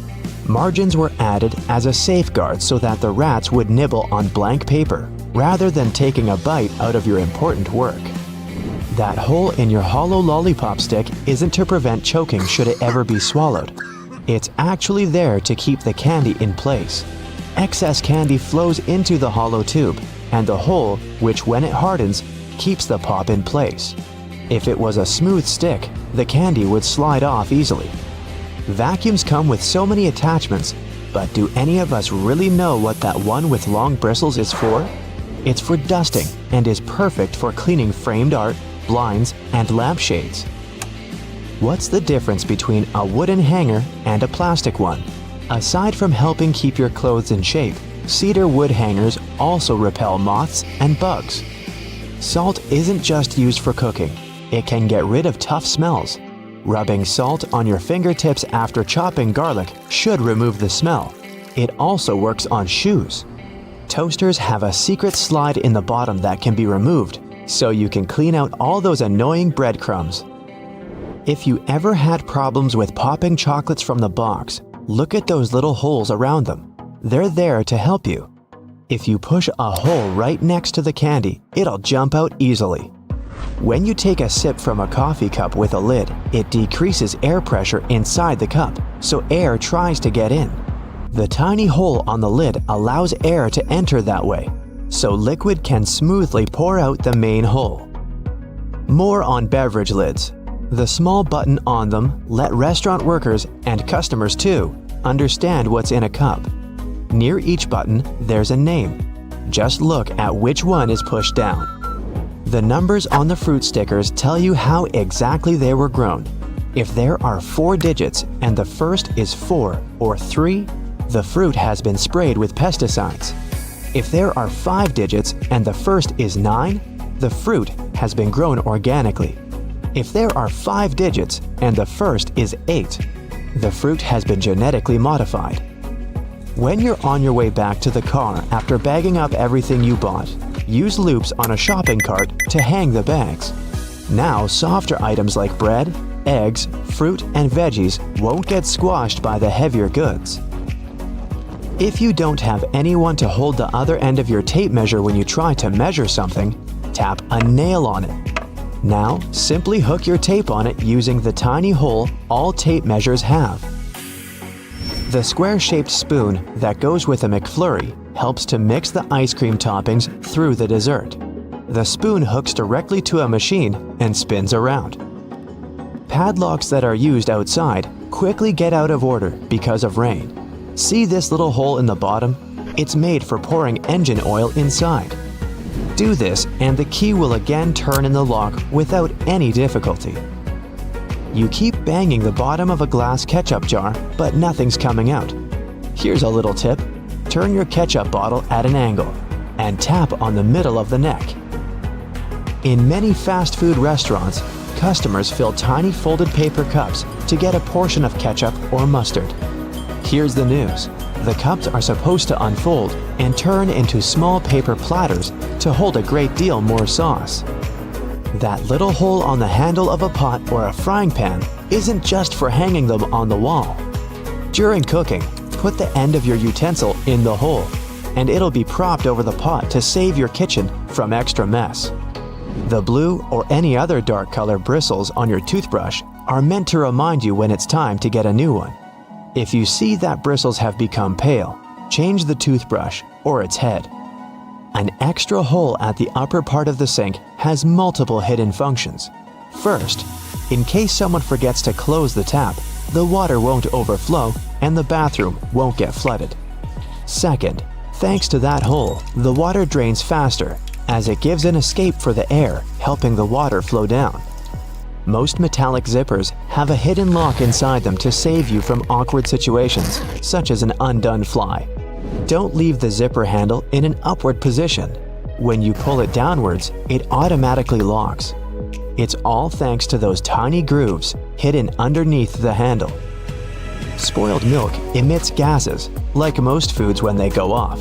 A classic plastic milk jug has a concave shape on one side, so when the gases expand inside the jug, it expands too, and the concave shape curves out. Also, if you want to save some milk for later and freeze it, the jug will expand when the milk gets solid as well, occupying more space in a jug.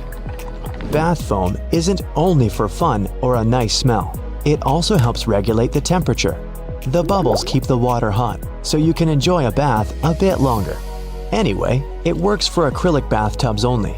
Those made of metal lose heat really fast either way. Many cups and mugs have little grooves on the bottom on purpose. They're designed for washing machines. The grooves let the water flow and not spill over your feet when you take the cup out. Also, those grooves let the air flow so the cup doesn't crack even if the tea is scalding. A point on an ointment cap is there for a reason too. Most tubes are usually sealed with foil, and it's better to avoid opening it with fingers unless you're ready to say goodbye to your nails. A point easily opens even the most safely sealed tube. Escalator brushes aren't for keeping your shoes clean and polished. It might be tough to apply wax right on that brush while the escalator's on the move. It's for your safety. Brushes won't let you come close to the edge, so a long coat or bootcut jeans won't end up in between the steps. All Tic Tac containers are designed to dispense one Tic Tac every time you open it. The lid has the same shape as the candy. Turn the container upside down, gently shake it, and slowly open it. You'll notice only one candy stuck between those lid grooves. So if you just open the container and shake it until 5 or even more candies fall into your mouth, it means you've been eating Tic Tacs wrong all this time. The pom-pom on top of your beanie wasn't put there as a fashion accessory. The pom-pom was originally added to the hat to prevent sailors from banging their heads on the ceilings of the ships that were too low. It's your birthday party. You made a wish and blew out the candles. It's time to cut this delicious round cake. Your guests can't wait to taste it. Wait a minute. Are you sure you actually know how to cut it? Normally, people prefer making V-shaped slices by default. Although this method is very popular, it's far from perfect. Some guests won't get enough frosting, while others will get too much. And besides, cakes are pretty fragile, so crumbs can fall all over the place. This alternative method went viral because of its incredible practicality. All you need to do is press a large cutting board against the cake very gently. Then slice the cake across horizontally and move the long piece onto the cutting board. Now you can cut one big slice into several smaller slices for the guests. This will give them a chance to order exactly as much or as little dessert as they really want. Wait, who wants just a little dessert? You will also prevent the leftover cake from drying out too soon. And if someone asks for more, just keep repeating the cutting board trick as many times as you need to. If the number of guests at your party doesn't match the small size of your cake, there's an easy tip to make sure everyone's served. Cut the cake into small cubes, put them into paper baking cups, and pierce the slices with a toothpick to make sure the layers don't fall apart. You can serve this cake canapé on a tray. When you don't have a knife at hand to cut a cake, dental floss will help you out. If you manage to do the work gently, the floss will glide through your cake with ease and keep the icing decoration in perfect order. This method is also very handy when you want to cut pie or cake layers horizontally. Of course, it's better to use dental floss with a neutral flavor if you don't want to feel the minty frost in your dessert. You're hanging some pictures or framed diplomas on a wall, I have several, but they refuse to hang straight. If you're using a wire and only one nail, it's very likely that the picture will get crooked. So the better solution is to use 2 nails. They will help the artwork stay there straight. Also, make sure that the wire is only as long as it needs to be. Otherwise, the excess slack will make the picture stagger on the wall. And finally, you can use these small clear sticky tabs. Stick them on the bottom corner of either side of your framed pictures and prevent them from slipping. Now, even the highest quality markers stop working sooner or later, but that's not a reason to say goodbye to them. Glue the markers around the outer edge of a regular flower pot. Then spray this construction with gold paint. You'll get a glamorous vase that will spice up your interior. To complete this project, you can use not only a pot, but any other cylindrical vase or tin cans that match the size of your markers.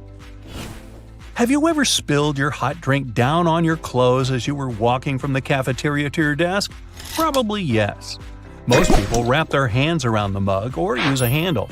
But none of these methods is perfect because they leave room for burns. Recent studies have revealed the best way to hold a coffee mug to prevent any spillage. And I bet you don't use it on a daily basis. Put your hands in a claw-like shape and grip your mug from above with your fingers. This will protect you from burning your palm and keeping your outfit tidy. And besides, it looks kind of elegant. Now, in case you didn't know, there are little tabs on the sides of your foil container. You're supposed to push those in. Now, when you pull the foil out, it's going to glide effortlessly, and the foil tube will be fixed in the container. Shoe stores usually sell their items with small plastic hangers. Don't rush to throw away this accessory, it's not so worthless. If your shoes ever get wet, you can use it to hang them on a radiator, so they dry quickly and evenly. This trick is especially handy when you get your feet wet on the way to work. If you like to wash and dry your shoes in a washing machine to keep them fresh and tidy, you know that it can get really noisy. To avoid the sound of rocks rolling around the drum, put your shoes and your laces inside a mesh laundry bag. If you don't have a laundry bag, try using an empty pillowcase. You can also put a large old towel in the washing machine together with your shoes. It'll rub against the shoes and provide additional cleaning. Just make sure you don't wipe your face with this towel afterward. Glass cleaning spray is a great emergency tool to restore your patent leather shoes. Just spray it on your shoes and wipe them using a soft dry cloth. Voila! Shining bright like a diamond. Got some creases on your shoes? No panic. Stuff your shoes tightly with some fabric to bring them back to their original shape. Then put a damp towel over the crease. Gently steam the crease with an iron. It'll get softer or disappear completely. Here's a genius tip for storing and serving fresh herbs. Cut and mix different herbs, then put them in a plastic bottle. Screw the cap and keep it in your fridge. Now you don't have to chop your herbs every time you're cooking something. You can also make an exclusive salad dressing. Just add some oil, spices, and sauce into this bottle and shake it to mix all the ingredients. When you're reheating your food in a microwave, some part of the meal gets too hot while the rest of it stays frosty. So, in case you've been looking for different tips to deal with this issue, here's the classic one. Put your food on a plate and make a hole in the center so that your meal is donut-shaped. This way, the microwave will heat it more evenly. But don't put the dish in the center of the turntable. To heat it evenly, it's best to keep it on the outer edge. If you need to heat up 2 meals at the same time, put a clean upside-down cup inside the microwave. Then put your second plate on top of that cup. There you go. It's easy and time-saving. You can squeeze lemon juice out using ordinary kitchen tongs. Cut the lemon in half and put 1/2 into the tongs. Now press them under a bowl to collect the juice. Add some water, sugar, and ice, and enjoy your lemonade. You're cooking popcorn in a microwave and can't wait to start watching the new episode of your favorite show. After 1 or 2 minutes of microwaving, little hard kernels still stay on the bottom of the popcorn bag. People tend to grab them by mistake. Biting these little betrayers can be fatal for your teeth. But luckily, there's a little slit in the bottom of the bag. Here's what you're supposed to do. When your popcorn is ready, don't rush to open the bag. Turn the bag upside down and shake it vigorously under a bowl. All the unpopped kernels will come out. Now you can enjoy your snack safely. If you have accidentally burnt the food on your stove and want to avoid dealing with fire detectors, here's a simple trick. One of the best ways to remove smoke quickly is to use a half-wet towel. Hold on to the dry side of the towel and keep flinging it around over your head. The damp part of the towel will absorb the solid particles in the smoke very quickly. And there's no need to use a knife to peel kiwi. Just cut off the top and the bottom of the kiwi. Then gently insert a tablespoon inside of the kiwi and twist it to separate the skin from the fruit. Wow, your kiwi is now peeled. However, some people prefer eating kiwi with skin.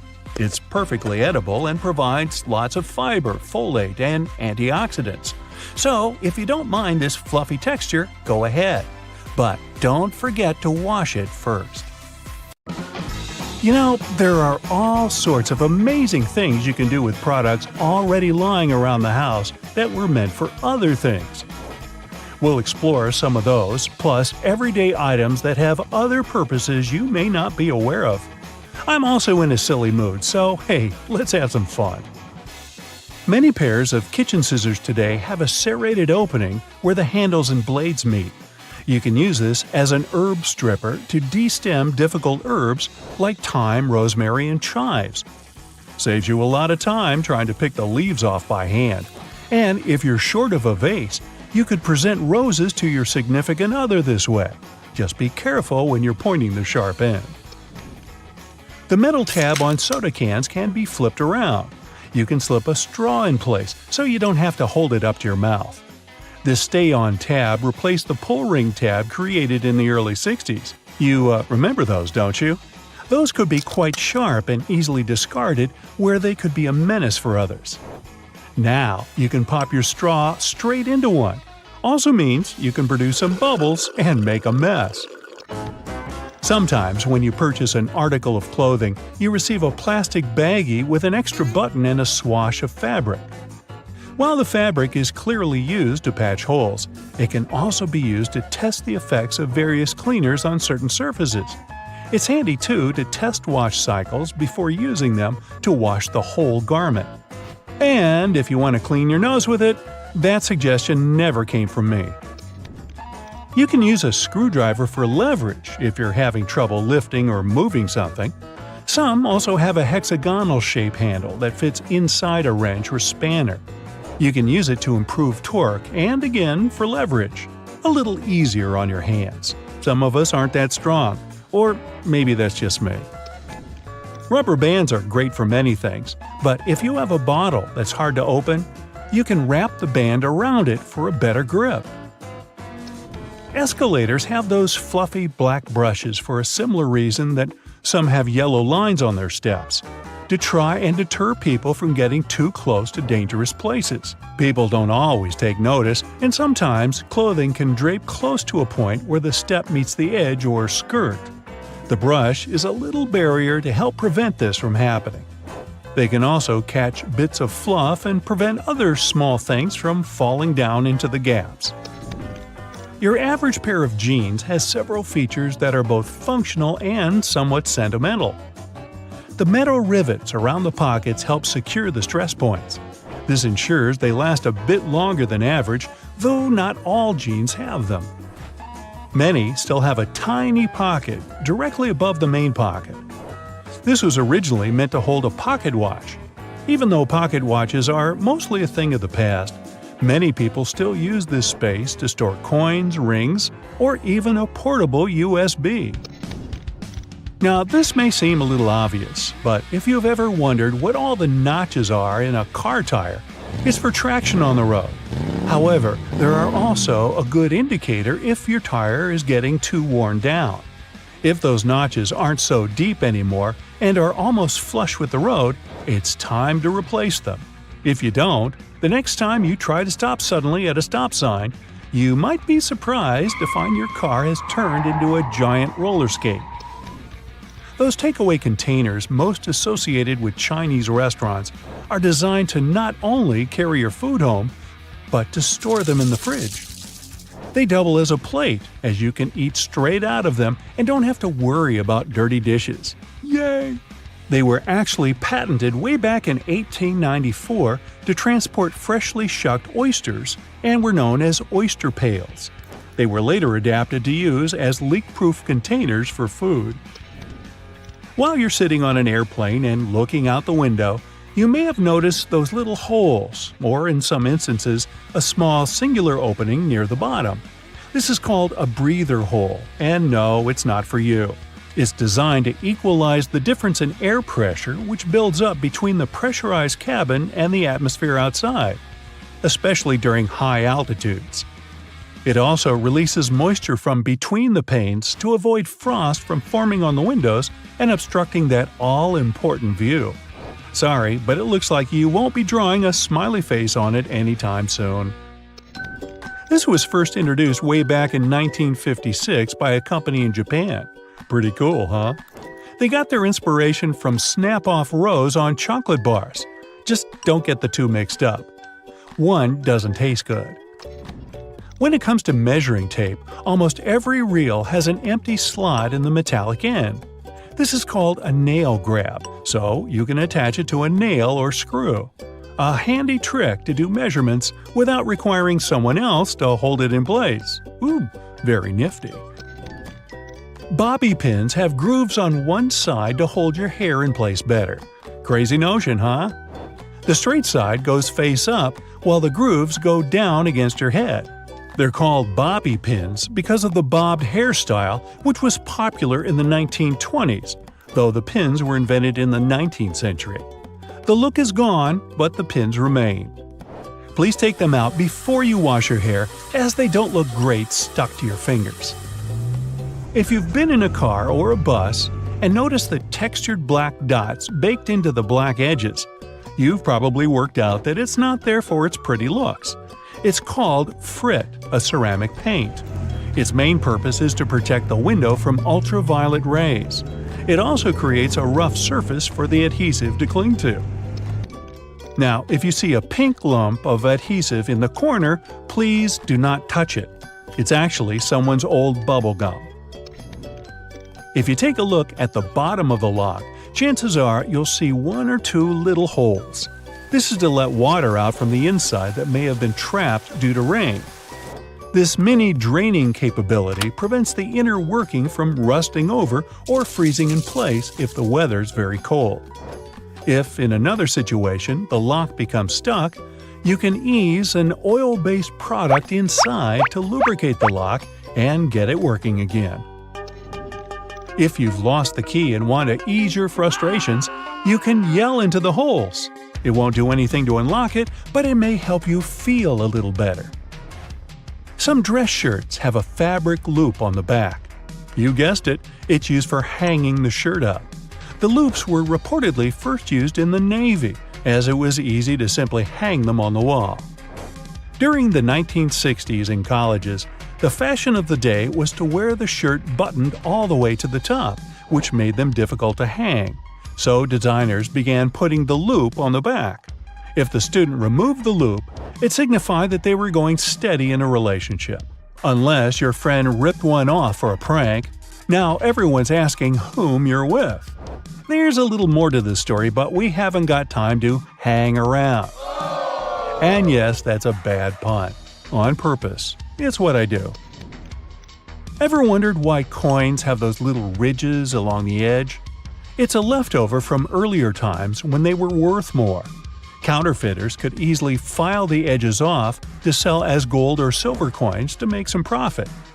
The ridges were created so it was much easier to tell which of the coins had been altered.